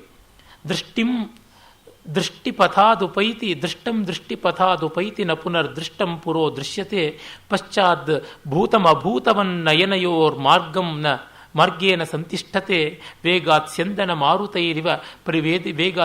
ಮಾರುತೈರಿವ ಪರಿಕ್ಷಿಪ್ತಂ ದ್ವಯೋ ಪಾರ್ಶ್ವಯೋ ಏತತ್ ಪಶ್ಯ ಸ ಕಾನನಾದ್ರಿ ನಗರ ಗ್ರಾಮಂ ಜಗದ್ಧಾವತಿ ಅಂತ. ದೃಷ್ಟಂ ದೃಷ್ಟಿಪಥಾದುಪೈತಿ, ನೋಡಿದ್ದು ಮತ್ತೆ ತತ್ಕ್ಷಣವೇ ಕಣ್ಣಿನ ಹಾದಿಯಿಂದ ದೂರ ಆಗ್ತಾ ಇದೆ. ಮತ್ತೆ ನ ಪುನರ್ ದೃಷ್ಟಂ ಪುರೋ ದೃಶ್ಯತೆ, ಒಮ್ಮೆ ನೋಡಿದ್ದು ಮತ್ತೆ ಸಿಗ್ತಾ ಇಲ್ಲ, ಸಿಕ್ಕಿದ್ದು ಮತ್ತೆ ಕಾಣಿಸೋದಿಲ್ಲ. ಆಮೇಲೆ ಪಶ್ಚಾದ್ಭೂತಮ ಭೂತವನ್ನ ಏನಯೋ, ಇದ್ದದ್ದು ಇದ್ದಿದ್ದು ಹಾಗೆ ಕಾಣಿಸೋಲ್ಲ, ಇನ್ನೊಂದು ರೀತಿಯಲ್ಲಿ ಕಾಣಿಸ್ತಾ ಇದೆ. ಯಾವುದೂ ಕೂಡ ಹಾದಿಗೆ ನಿಲ್ತಾ ಇಲ್ಲ, ಎಲ್ಲ ಪಕ್ಕದಲ್ಲಿ ಓಡಿ ಓಡಿ ಹೋಗ್ತಾ ಇವೆ. ಅದು ಹೇಗಿದೆ ಅಂದರೆ ಇಡೀ ಜಗತ್ತನ್ನು ನಮ್ಮ ಇರ್ಕೆಲೆಗಳಲ್ಲಿ ಎಸೀತಾ ಇರೋ ಥರ ಕಾಣಿಸುತ್ತೆ ಅಂತ. ಇದು ಬಹಳ ಒಳ್ಳೆಯ ಅಬ್ಸರ್ವೇಷನ್. ನಾವು ವೇಗವಾಗಿ ಒಂದು ವಾಹನದಲ್ಲಿ ಹೋದರೆ ಎವ್ರಿಥಿಂಗ್ ಈಸ್ ಥ್ರೋನ್ ಅಸೈಡ್, ಪಕ್ಕದಿಂದ ಎಸೀತಾ ಇರ್ತಕ್ಕಂಥ, ನಮ್ಮ ಎದುರಿಗೆ ಎಸೆಯುವಂತೆಲ್ಲ ಪಕ್ಕದಿಂದ ಎಸೆಯಲ್ಪಟ್ಟಂತೆ ತೋರುತ್ತೆ. ಹೀಗೆ ನೋಡಿದಾಗ ಕಾಡು, ಬೆಟ್ಟ, ಹಳ್ಳಿ, ಊರು, ಕೇರಿ ಎಲ್ಲ ಕೂಡ ಓಡುತ್ತಾ, ಜಗತ್ತೇ ಓಡ್ತಾ ಇರುವಂತೆ ಕಾಣಿಸುತ್ತೆ ಅಂತ. ಇದು ಅವರ ಚಲನೆಯ ಜೊತೆಗೆ ಬರತಕ್ಕಂಥ ಕಾವ್ಯ. ಆಮೇಲೆ ರಾಜ ಹೇಳ್ತಾನೆ, ಅಹೋ ಪಂಚಮೀಂ ಧಾರಾಂ ಅತಿಕ್ರಮ್ಯ ವರ್ತಂತೆ ಹರಯ ಅಂತ. ಧಾರ ಅಂತಂದರೆ ಧಾರೆಯಾಗಿ ಸುರಿಯುವಂಥದ್ದು ಮಾತ್ರವಲ್ಲದೆ ಕುದುರೆಯ ಒಂದು ವೇಗ ಅಂತ ಅರ್ಥ ಇದೆ. ಪಂಚಧಾರ ಅಂತ ಕರೀತಾರೆ. 5 ವಿಧವಾದಂಥ ಸ್ಪೀಡ್ಸ್ ಕುದುರೆಗಳದು. ಇದನ್ನು ಮಾನಸೋಲ್ಲಾಸದಲ್ಲಿ ನಮ್ಮ ಮಹಾರಾಜ ಚಾಲುಕ್ಯ ಸೋಮೇಶ್ವರ 3ನೇ ಸೋಮೇಶ್ವರ ಬರೀತಾನೆ. ಶಾಲಿಹೋತ್ರನ ಅಶ್ವಶಾಸ್ತ್ರದಲ್ಲಿ ಬರುತ್ತದೆ. ವರಾಹಮಿಹಿರನ ಬೃಹತ್ ಸಂಹಿತೆಯಲ್ಲಿ ಭಟ್ಟೋತ್ಪಲನ ವ್ಯಾಖ್ಯಾನದಲ್ಲಿ ಕಂಡುಬರುತ್ತೆ. ಮತ್ತು ಶಿವತತ್ವ ರತ್ನಾಕರ ಬಸವಭೂಪಾಲ ಕರ್ನಾಟಕದವನು ಅವನಲ್ಲಿ ಕಾಣಿಸುತ್ತೆ. ಎಲ್ಲಿಯೂ ನಾನು ಈ ಧಾರೆಗಳ ವಿವರಗಳನ್ನೆಲ್ಲ ನೋಡಿದ್ದಿಲ್ಲ. ಅಂದರೆ 5th ಸ್ಪೀಡ್ ಅಂತ ಅಲ್ಲಿ ಹೋಗ್ತಾ ಇದೆ ಅನ್ಸುತ್ತೆ ಅಂತ ಹೇಳ್ಬಿಟ್ಟು, ಏತೇ ಜವಾದ್ ಉಪಹಸಂತಿ ರಯಪ್ರಯಾಣ ಗರ್ವೋದ್ಧರಾನಿವ ರವೆಸ್ತುರಗಾಂಸ್ತುರಂಗಾ. ಈ ಕುದುರೆಗಳು ಸೂರ್ಯನ ಕುದುರೆಗಳನ್ನು ಗೇಲಿ ಮಾಡುವಂತೆ ಇದೆ ಅಂತ ಹೇಳ್ಬಿಟ್ಟು ಓಡ್ತಾ ಇರ್ತಾನೆ. ಇದು ನಳನ ಕುದುರೆಗಳು. ನಳ ಅಶ್ವ ಹೃದಯವನ್ನು ಬಲ್ಲವನು. ಕೊನೆಯ ಅಂಕದಲ್ಲಿ ಬರುತ್ತೆ, ಅವನು ಒಂದೇ ದಿವಸದಲ್ಲಿ ಅಯೋಧ್ಯೆಯಿಂದ ಕುಂಡಿನಪುರಕ್ಕೆ ಅಂದರೆ ವಿದರ್ಭದ ರಾಜಧಾನಿಗೆ ಬರ್ತಾನೆ ಅಂತ. ಅದನ್ನು ಸೂಚನೆ ಕೊಡುವಂತೆ ಆ ಓಟ ಅಂತ ಹೇಳ್ಬಿಟ್ಟಿದ್ರೂ ನಮಗೆ ಗೊತ್ತಾಗುತ್ತೆ. ಆಮೇಲೆ ಹಾಗೆ ಮಾತಾಡ್ಕೊಂಡು ಬರುವಾಗ ಜೊತೆಯಲ್ಲಿಯೇ ವಿದೂಷಕ ಇರ್ತಾನೆ. ನಾಯಕ ಅಂತಿದ್ದ ಮೇಲೆ ಅವನಿಗೊಬ್ಬ ನರ್ಮ ಸಚಿವ ಇರಬೇಕು, ಅವನು ವಿದೂಷಕ ಇರ್ತಾನೆ. ಅವರಿಬ್ಬರು ಮಾತನಾಡ್ಕೊಂಡು ಬರ್ತಾ ಇರುವಾಗ ವಿದೂಷಕ ಹೇಳ್ತಾನೆ, ಭೋಹೋ ಆಶ್ಚರ್ಯಂ ನ ಕೇವಲಂ ವಯಂ ಗಚ್ಚಾಮಃ ತದಪಿ ಕುಂಡಿನ ನಗರಂ ಇತಯೇವ ಆಗಚ್ಚತಿ. ನಾವು ಕುಂಡಿನ ನಗರಕ್ಕೆ ಹೋಗ್ತಾ ಇಲ್ಲ, ಅದೇ ನಮ್ಮ ಕಡೆಗೆ ಬಂದ್ಬಿಡ್ತಾ ಇದೆ ಅನ್ಸುತ್ತೆ ರಥವೇಗದಲ್ಲಿ ಅಂತ ಹೇಳ್ಬಿಟ್ಟು. ಆಗ ಅವನು ಹೇಳ್ತಾನೆ, ರಥವೇಗ ಸಮಾಕುಲಂ ಹಿ ಚಕ್ಷು ಜಗದಾಗಚ್ಚ ದಿವೈತ ದೀಕ್ಷತೆ ಚ ಅತಯೇವ ಗುಣೈರಥಸ್ವದೋಷೈ ಕಲಯತ್ಯಾತ್ಮಸಮಂ ಪರಂಚ ಲೋಕಃ ಅಂತ ಅದ್ಭುತವಾದಂಥ ಒಂದು ತತ್ವವನ್ನೇ ಹೇಳಿಬಿಡ್ತಾನೆ. ಈ ರಥದ ವೇಗದಿಂದ ಕಣ್ಣು ತಿರುಗಿ ನಮಗೆ ಎಲ್ಲವೂ ನಮ್ಮ ಕಡೆ ಬರುವಂತೆ ಅಂತ ಅನಿಸ್ತಾ ಇದೆ. ಹಾಗೆ ಅಲ್ಲ, ಲೋಕವನ್ನು ನಾವು ನಮ್ಮ ಗುಣದೋಷಕ್ಕೆ ಅನುಸಾರವಾಗಿ ನೋಡ್ತೀವಿ. ನಾವು ರಥದಲ್ಲಿ ಕೂತಿದ್ರಿಂದ ರಥ ಕುಂಡಿನಪುರದ ಕಡೆಗೆ ಹೋಗ್ತಾ ಇದೆ ಅಂತಂದರೆ ಕುಂಡಿನಪುರವೇ ನಮ್ಮ ಕಡೆಗೆ ಬರ್ತಾ ಇದೆ ಅಂತ ಅಂದುಕೊಳ್ತೀವಿ. ನಾವು ಮಾಡುವ ತಪ್ಪೇ ಇದಲ್ವಾ ಅಂತ. ಇದೇ ಭ್ರಮೆ. ಇದು ಅತಸ್ಮಿನ್ ವಸ್ತುನಿ ತದ್ಬುದ್ಧಿ ಅಧ್ಯಾಸ ಅಂತ ಹೇಳ್ಬಹುದಾಗುತ್ತೆ. ಅಂದರೆ ನಾವು ನಮ್ಮ ಮೂಗಿನ ನೇರಕ್ಕೆ ಎಲ್ಲವನ್ನು ನೋಡ್ತಾ ಇರ್ತೀವಿ. ಒಂದು ಡೊಂಕಾಗಿರುವ ರಸ್ತೆ ಒಂದು ತುದಿಯಲ್ಲಿ ನಿಂತರೆ ಹತ್ತ ಕಡೆ ತುದಿ ಡೊಂಕು ಅಂತ ಅನಿಸುತ್ತೆ, ಹತ್ತ ಕಡೆ ನಿಂತರೆ ಇತ್ತ ಕಡೆ ತುದಿ ಡೊಂಕು ಅಂತ ಅನಿಸುತ್ತೆ. ಇದು ಅಲ್ಲಿರುವ ಸ್ವಾರಸ್ಯ. ಸಂಸ್ಕೃತ ನಾಟಕಗಳು ಇಂಥ ಒಂದು ಸಂದರ್ಭವನ್ನೂ ಬಿಡೋದಿಲ್ಲ. ಯಾವುದೊಂದನ್ನು ಹೇಳುವಾಗಲೂ ಒಂದು ಮೌಲ್ಯವನ್ನು ಕಾವ್ಯೋಚಿತವಾದ ರೀತಿಯಲ್ಲಿ ಅವು ಹೇಳಿಬಿಡುತ್ತವೆ. ಈ ಮಟ್ಟದಲ್ಲಿ ಮತ್ತೆ ಭಾರತೀಯ ನಾಟಕಗಳು ಯಾವುವೂ ಬರುವುದಿಲ್ಲ. ಸಂಸ್ಕೃತ ನಾಟಕಗಳಲ್ಲಿ ಇರುವಂಥ ಒಂದು ಮೌಲ್ಯ ಪ್ರಜ್ಞೆ, ಕಾವ್ಯ ಪ್ರಜ್ಞೆ ಹೆಗಲಣಿಯಾಗಿ ಸಮಸಮವಾಗಿ ಹೋಗುವಂತೆ ಮತ್ತಿನ್ನೆಲ್ಲೂ ಕಾಣಸಿಗುವಂಥದ್ದಲ್ಲ. ಈಚಿನ ನಾಟಕಗಳಲ್ಲಿ ಮಾತಿಗಿಂತ ಹೆಚ್ಚಾಗಿ ಸ್ಟೇಜ್ ಡೈರೆಕ್ಷನ್ಸೇ ಇರ್ತವೆ. ಹಾಗಾಗಿ ಅವರ ರಂಗಸ್ಥಳದಲ್ಲಿ ಬಂದಾಗ ಮಾತ್ರ ನೋಡಬಹುದೇನೋ, ಓದುವುದಕ್ಕಂತೂ ಆಗುವುದೇ ಇಲ್ಲ. ಸಂಸ್ಕೃತ ನಾಟಕಗಳು ಓದುಗಬ್ಬಗಳು ಹೌದು, ನೋಡುಗಬ್ಬಗಳು ಹೌದು. They are both the way enjoyable. ಅಂದರೆ ಚಾಕ್ಷುಷವಾಗಿ ಶ್ರಾವಣವಾಗಿ ಎರಡು ರೀತಿಯಲ್ಲಿಯೂ ಚೆನ್ನಾಗಿರುತ್ತವೆ. ಆಮೇಲೆ ನೇಪಥ್ಯದಲ್ಲಿ ದೇವತೆಗಳ ಧ್ವನಿ ಕೇಳಿಸುತ್ತೆ. ಸ್ವಲ್ಪ ಕುದುರೆಯನ್ನು ನಿಲ್ಲಿಸು, ಕಡಿವಾಣವನ್ನು ಹಿಡುಕು ಅಂತ. ಏನು ಅಂತ ನೋಡಿದಾಗ ದಿಕ್ಪಾಲಕರು ಬರ್ತಾರೆ. ಬಂದು ಇವನನ್ನು ಕೇಳಿಕೊಳ್ತಾರೆ. ಅದು ಬಹಳ ಸ್ವಾರಸ್ಯವಾದಂಥದ್ದು. ಈ ದೇವತೆಗಳು ಕೂಡ ಬಂದು ನಳನನ್ನು ಬೇಡಿಕೊಳ್ತಾರೆ, ನೀನು ನಮ್ಮ ಪರವಾಗಿ ದಮಯಂತಿಯಲ್ಲಿ ಪ್ರಣಯಾಭ್ಯರ್ಥನೆಯನ್ನು ಮಾಡು ಅಂತ. ಅದು ಬಹಳ ಚೆನ್ನಾಗಿರ್ತಕ್ಕಂಥದ್ದು. ನೂನಂ ಕಿಮಪಿ ಮಾಲತ್ಯಾ ಸೌರಭಂ ತದ್ವಿಜೃಂಭತೆ ಏನ ಕಾತರತಂ ನೀತಾಹ ತೇಪಿ ನಂದನ ಷಟ್ಪದಾಹ. ಅದು ಅನ್ಯಾಪದೇಶ. ಈ ನಮ್ಮ ಹಿತ್ತಲಿನ ಮಾಲತಿ ಅಂದರೆ ಜಾಜಿಯ ಹೂವಿನ ಪರಿಮಳಕ್ಕೆ ನಂದನವನದ ಸುರತರುಗಳು, ಮಂದಾರ, ಕಲ್ಪವೃಕ್ಷ, ಹರಿಚಂದನ, ಪಾರಿಜಾತಾದಿಗಳು ಯಾವಿವೆ, ಆ ಹೂಗಳಲ್ಲಿ ಮಗ್ನವಾಗಿರುವ ದುಂಬಿಗಳು ಕೂಡ ನಮ್ಮ ಹಿತ್ತಲ ಮಾಲತಿ ಪುಷ್ಪಕ್ಕೆ ಮೋಹಿತವಾಗಿ ಬರ್ತಾ ಇವೆ ಅಂತ. ಅಂದರೆ ದಮಯಂತಿಯ ಗುಣಗಳನ್ನು, ಸೌಂದರ್ಯಾದಿ ವಿಶೇಷಗಳನ್ನು ಕೇಳಿ ದೇವತೆಗಳು, ದಿಕ್ಪಾಲಕರು ಕೂಡ ಬರ್ತಾ ಇದ್ದಾರೆ ಅಂತಕ್ಕಂಥದ್ದು. ಅದು ಬಹಳ ಸಾಂಕೇತಿಕವಾಗಿ ನಳ ಹೇಳ್ತಾನೆ. ಏನು ಮಾಡುವುದು, ಮಾತು ಕೊಟ್ಟ ಮೇಲೆ ಮುಗಿಯಿತು, ಹೋಗಲೇಬೇಕಾಗುತ್ತದೆ. ಅದಕ್ಕೋಸ್ಕರವಾಗಿ ಕಷ್ಟಪಟ್ಟಾದರೂ ಪರವಾಗಿಲ್ಲ ಅಂತ ಹೇಳಿಬಿಟ್ಟಿದನುವೇ ಅವನು ಹೊರಡ್ತಾನೆ. ಆಗ ಮಾತಲಿ ಈ ದೇವರಾಜನ ಸಂದೇಶವನ್ನೆಲ್ಲ ತಿಳಿಸಿ ಅವನು ಹೊರಡ್ತಾನೆ. ಹಾಗೆ ಹೊರಡುವಾಗ ನೋಡಿ ಅವನ ಉಡ್ಡಯನ ಆಕಾಶಕ್ಕೆ ಹಾರುವಂಥದ್ದನ್ನು ಕವಿ ಹೊರಡಿಸ್ತಾನೆ ಮಾತಲಿಯ ಬಾಯಲ್ಲಿ. ಮಾತಲಿ ದೇವಸಾರಥಿ ಇದು ಆ ಏರಿಯಲ್ ಪ್ಯಾನೋರಮಿಕ್ ವ್ಯೂ ಅಂತ ಏನಿದೆ ಅದನ್ನು ಅಷ್ಟು ಚೆನ್ನಾಗಿ ಕೊಡುತ್ತೆ. ಕ್ಷಣಂ ನೀಲಾಂಬೋಧ ಸ್ಥಗಿತ ಗಗನಾಭೋಗ ಸುಭಗ ಕ್ಷಣಂ ಸ್ತೋಕೋಪಚಿತ ಗಿರಿ ಶೃಂಗಾಗ್ರ ವಿಷಮ ಅಧೋಧೋ ವೇಗೇನ ವ್ರಜತಿ ವಸುಧಾ ಮೇ ಅವತರತಃ ಕ್ಷಣಾದ್ ವ್ಯಕ್ತೀಭಾವಂ ಸನಗರ ಗಿರಿಗ್ರಾಮ ವಿಪಿನ. ಅವನು ಬರುವಾಗ ಅವತರಣ ಮಾಡುವಾಗಿದ್ದ ಶ್ಲೋಕ. ಮೇಲಿಂದ ಇಳಿಯುವಾಗ ಅವನು ಹೇಳ್ತಾನೆ, ಆಕಾಶದಿಂದ ಇಳಿಯುವಾಗ ದೂರದಿಂದ ಕ್ಷಣಂ ನೀಲಾಂಬೋಧ ಸ್ಥಗಿತ ಗಗನಾಭೋಗ ಸುಭಗ, ಅಲ್ಲಿಂದ ನೋಡುವಾಗ ಮೋಡಗಳೆಲ್ಲ ಕಾಣಿಸ್ತಾ ಇದ್ದು ತುಂಬ ಸೊಗಸಾಗಿರ್ತಕ್ಕಂಥ ನೀಲ ಮೇಘಗಳ ಹಾಸಿನ ಥರ ಇದ್ದಂಥ ಭೂಮಿ. ಮತ್ತೆ ಕೆಳಕ್ಕೆ ಇಳಿದ ತಕ್ಷಣ ಇಳಿತಾ ಇದ್ದಂತೆ ಮೋಡಗಳಿಂದ ಕೆಳಕ್ಕೆ ಬಂದರೆ ಬೆಟ್ಟ ಗುಡ್ಡಗಳ ಅಂಡ್ಯುಲೇಷನ್ಸು ಏರಿಳಿತಗಳು ಕಾಣಿಸ್ತಾ ಬರ್ತವೆ. ಆಮೇಲೆ ಮತ್ತೂ ಕೆಳಕ್ಕೆ ಬಂದಾಗ ಕಾಡುಗಳು, ಊರುಗಳು, ಹಳ್ಳಿಗಳು ಇವುಗಳೆಲ್ಲ ವಿವರವಾಗಿ ತೋರಿಕೊಂಡು ಮತ್ತೂ ಕೆಳಕ್ಕೆ ಬಂದಾಗ ಗಿಡ, ಮರ, ಬಳ್ಳಿ, ಹಾದಿ, ಜನ ಹೀಗೆ ಕಾಣಿಸ್ಕೊಳ್ತಾ ಬರ್ತಾ ಇರತಕ್ಕಂಥದ್ದು ಅಂತ. ಆ ಮೇಲಿಂದ ಇಳಿಯುವಾಗ ಆಗತಕ್ಕಂಥ ಕಲ್ಪನೆಯನ್ನು ಕವಿ ತುಂಬ ಚೆನ್ನಾಗಿ ಕೊಡ್ತಾನೆ. ಕಾಳಿದಾಸನ ಶಾಕುಂತಲದ 7ನೇ ಅಂಕದಲ್ಲಿ ಕೂಡ ಬಹಳ ಚೆನ್ನಾಗಿ ಬರುತ್ತೆ. ಅವನು ಮೇಲಿಂದ ದುಷ್ಯಂತ ಇದೇ ಮಾತಲಿಯ ಜೊತೆಗೆ ಇಳಿತಾನೆ ಹೇಮಕೂಟದಲ್ಲಿ. ಆಗ ಬಹಳ ಚೆನ್ನಾಗಿ ಹೇಳ್ತಾನೆ, ಈ ಭೂಮಿಯೇ ನಮ್ಮ ಕಡೆಗೆ ಎಸೆಯಲ್ಪಡ್ತಾ ಇದೆಯೋ ಎಂಬಂತೆ ಕಾಣಿಸುತ್ತೆ ಅಂತ. ಮೊದಲು ಬೆಟ್ಟಗಳು, ಆಮೇಲೆ ಮರಗಳು, ಕ್ರಮಕ್ರಮವಾಗಿ ಮರಗಳ ಎಲೆಗಳೆಲ್ಲ ಕಾಣಿಸ್ಕೊಳ್ತಾ ಇದ್ದಿದ್ದು ಕೊಂಬೆಗಳು ಕಾಂಡ ಕಾಣಿಸಿಕೊಂಡು ಕೆಳಕ್ಕೆ ಇಳಿದು ಬರ್ತಾ ಇರ್ತಕ್ಕಂಥದ್ದು ಬಹಳ ಅದ್ಭುತವಾದ ಕಲ್ಪನೆ. ಈಗ ನಮಗೆ ಎಲ್ಲ ಫ್ಲೈಟ್ಸಲ್ಲಿ ಎಲ್ಲ ಇಳಿದು ಹತ್ತಿ ನೋಡಿ ನಮಗೆ ಗೊತ್ತಾಗಿದೆ. ಆಗ ಅವರು ಕಲ್ಪನೆ ಮಾಡಿಕೊಳ್ಬೇಕು ಅಂದರೆ ಎಷ್ಟು ಸೊಗಸಿದ್ದಿರಬೇಕು. ದೇವತೆಗಳಿಗೆ ಮಾತು ಕೊಟ್ಟದ್ದನ್ನು ಮೀರಲಾಗದೆ ಅವನು ದಮಯಂತಿಯ ಅಂತಃಪುರಕ್ಕೆ ಸ್ವಯಂವರದ ಹಿಂದಿನ ದಿವಸ ಹೋಗಿ ತನ್ನ ದೇವತೆಗಳ ಅನುಗ್ರಹವಾದ ತಿರಸ್ಕರಣಿ ವಿದ್ಯೆ ಯಾರಿಗೂ ಕಾಣಿಸದಂತೆ ಹೋಗಿ ಅವಳಿಗೆ ಹೇಳುವ ಒಂದು ಸ್ಥಿತಿ ಬರುತ್ತೆ. ಇದು ಪ್ರಣಯ ಪರೀಕ್ಷೆ. ಕಥೆಯಲ್ಲಿರುವಂಥ ಸ್ವಾರಸ್ಯ ಇದೆ. ಕಥೆಗೆ ಗ್ರಂಥಕ್ಕೊಂದು ಗ್ರಂಥಿ ಇರಬೇಕಲ್ವ, ರಸಸ್ಥಾನ ಬೇಕು ಅಂದರೆ ಒಂದು ಕಾನ್ಫ್ಲಿಕ್ಟ್ ಬೇಕು.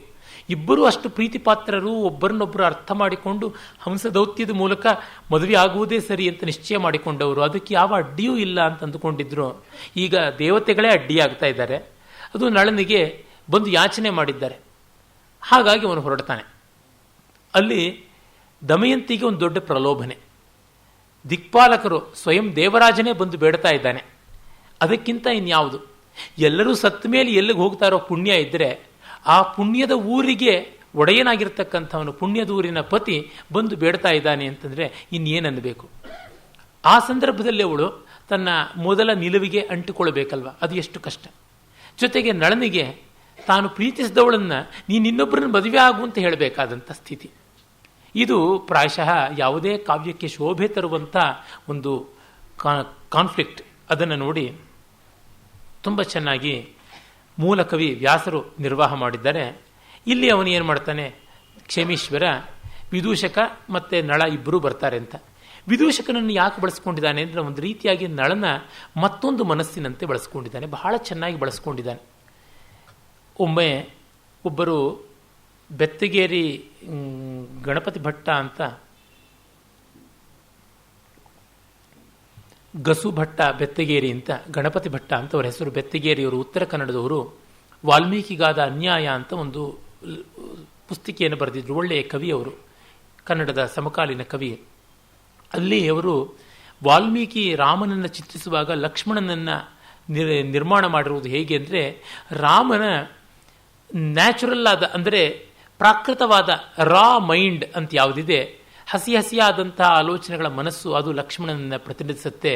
ಮತ್ತು ಅವನ ಆಶೋತ್ತರಗಳನ್ನು ಏನಿದೆ, ಆಂಬಿಷನ್ಸ್, ಅದನ್ನೆಲ್ಲ ಹನುಮಂತ ಪ್ರತಿನಿಧಿಸುವಂತೆ ಆಗಿದೆ ಅಂತ. ಸೀತೆಯನ್ನು ಕಾಣಬೇಕು ಅಂದರೆ ಹಾರಿ ಹೋಗಾದರೂ ಕಾಣಬೇಕು ಅಂತ ಮನಸ್ಸು ಹಾರಿ ಹೋಗುತ್ತೆ ಅನ್ನುವಂತೆ ಹನುಮಂತನ ಸಂಕೇತ.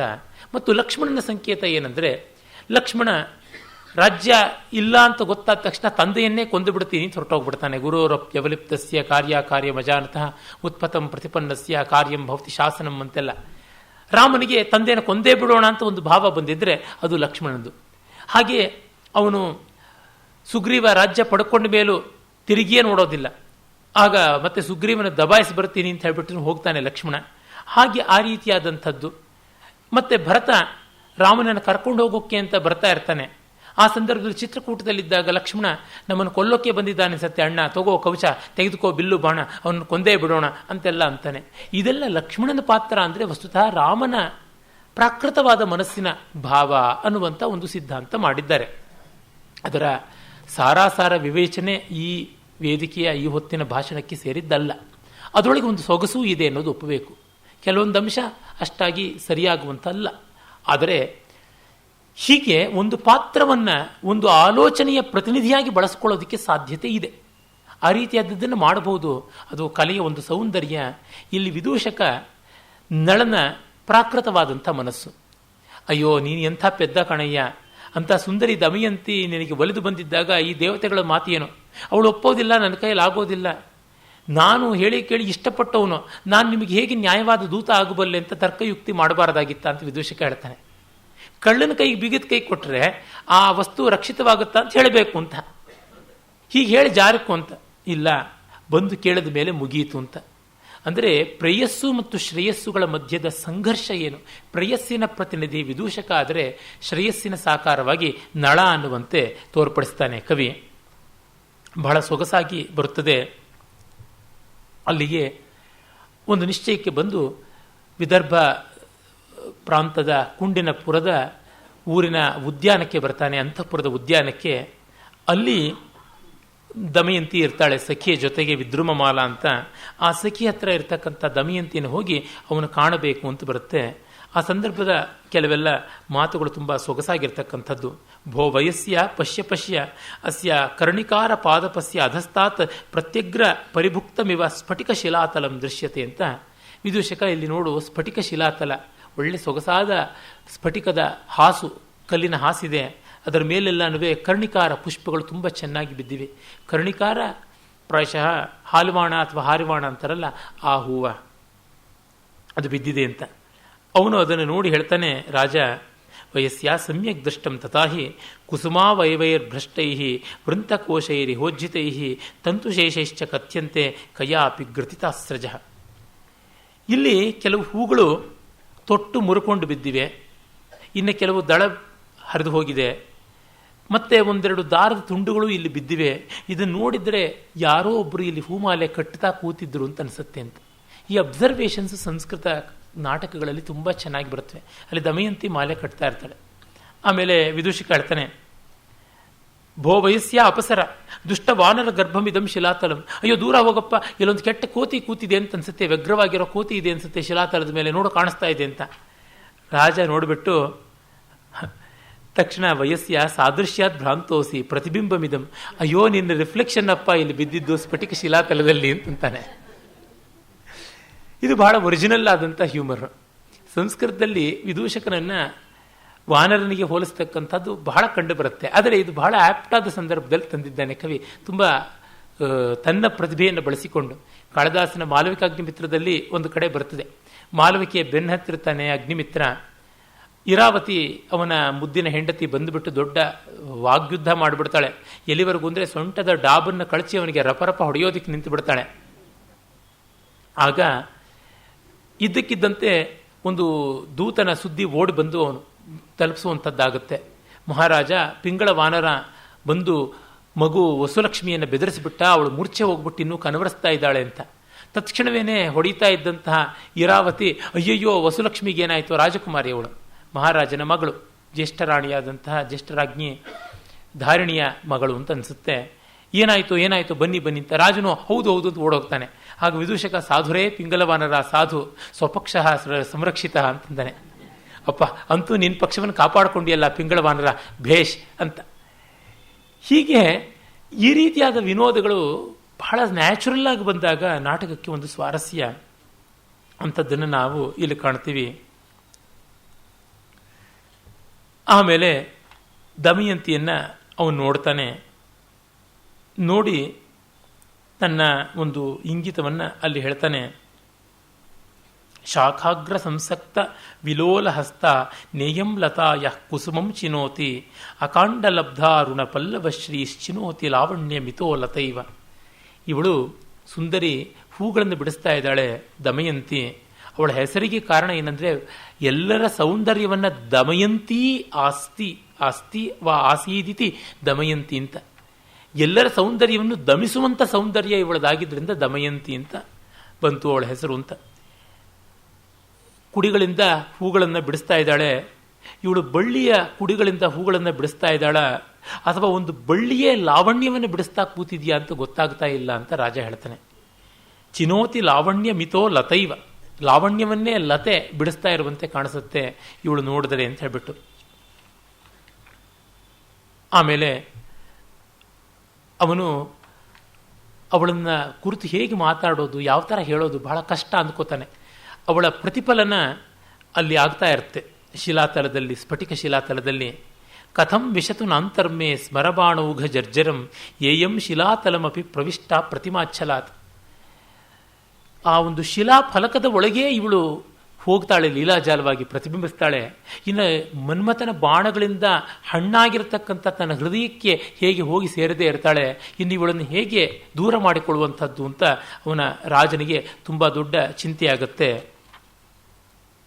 ಆಮೇಲೆ ಅವನು ತನ್ನ ಅಭಿಪ್ರಾಯವನ್ನು ಹೇಳಿಬಿಡ್ತಾನೆ. ದೇವತೆಗಳ ದೂತನಾಗಿ ಬಂದಿರತಕ್ಕಂಥವನು, ಹಾಗಾಗಿ ನಿನ್ನನ್ನು ಮದುವೆ ಆಗೋದಕ್ಕೆ ಸಾಧ್ಯ ಇಲ್ಲ, ನೀನು ದೇವರಾಜನನ್ನು ಮತ್ತೊಬ್ಬ ದಿಕ್ಪಾಲನನ್ನು ವರಿಸಬೇಕು ಅಂತ. ಆಗ ಅವಳು, ನೀನು ನನ್ನ ಗಂಡನಲ್ಲ, ಹಾಗಾಗಿ ನಿನ್ನ ಮಾತು ಕೇಳಬೇಕು ಅಂತೇನೂ ಇಲ್ಲ. ನಿನ್ನ ಮಾತನ್ನು ನಾನು ಕೇಳಿದ್ದೀನಿ, ಅಂದರೆ ಕಿವಿಗೆ ಹಾಕ್ಕೊಂಡಿದ್ದೀನಿ ಅಷ್ಟೇ, ಆದರೆ ಅದನ್ನು ನಾನು ಅನುಸರಿಸ್ತೀನಿ ಅಂತಲ್ಲ. ಒಬ್ಬರ ಮಾತನ್ನು ಇನ್ನೊಬ್ಬರು ಕೇಳಬೇಕು ಅಂದರೆ ಹೇಗೆ? ಗಂಡನ ಮಾತನ್ನು ಹೆಂಡತಿ ಕೇಳಬೇಕು. ನೀನು ಗಂಡನಾದರೆ ನಿನ್ನ ಮಾತು ಕೇಳಬಹುದು, ಇಲ್ಲದೇ ಇದ್ರೆ ಕೇಳೋಕ್ಕಾಗೋದಿಲ್ಲ. ದೂತನಾಗಿ ನೀನು ಕೊಟ್ಟಿದ್ದೀಯ ಸಂದೇಶ, ಆಯಿತು ಹೋಗಬಹುದು ಅನ್ನುವಂತೆ ಹೇಳ್ತಾಳೆ. ಆ ಸಂದರ್ಭದಲ್ಲಿ ನೋಡಿ ಬಹಳ ಚೆನ್ನಾಗಿರ್ತಕ್ಕಂಥ ಚಮತ್ಕಾರ ಬರುತ್ತೆ. ಸತ್ಯೇನ ಪ್ರೇರ್ಯಮಾಣಾಪಿ ಮದನಾಜ್ಞಾನುವರ್ತಿನಿ ನಮೇ ಸಾ ಬಹು ಸಂದೇಶ ಮಾವೇದಯತಿ ಭಾರತಿ. ಅವಳೆದುರಿಗೆ ಮಾತಾಡೋಕ್ಕೆ ಇವನಿಗೆ ಸಂಕೋಚ ಆಗ್ತಿದೆ. ಸತ್ಯೇನ ಪ್ರೇರ್ಯಮಾಣಾಪಿ ಮತ್ ಅನಾಜ್ಞಾ ಅನುವರ್ತಿನಿ ಭಾರತಿ ಬಹುಸಂದೇಶಂ ನ ಆವೇದಯತಿ ಅಂತ. ಸತ್ಯದಿಂದ ನನ್ನ ಮಾತು ಪ್ರೇರಿಸಲ್ಪಡ್ತಾ ಇದ್ರೂ ಕೂಡ ನನ್ನ ಅಂಕೆಗೆ ಒಳಪಡ್ತಾ ಇಲ್ಲ, ಮಾತು ಬಾಯಿಂದ ಹೊರಬರ್ತಾ ಇಲ್ಲ ಅಂತ.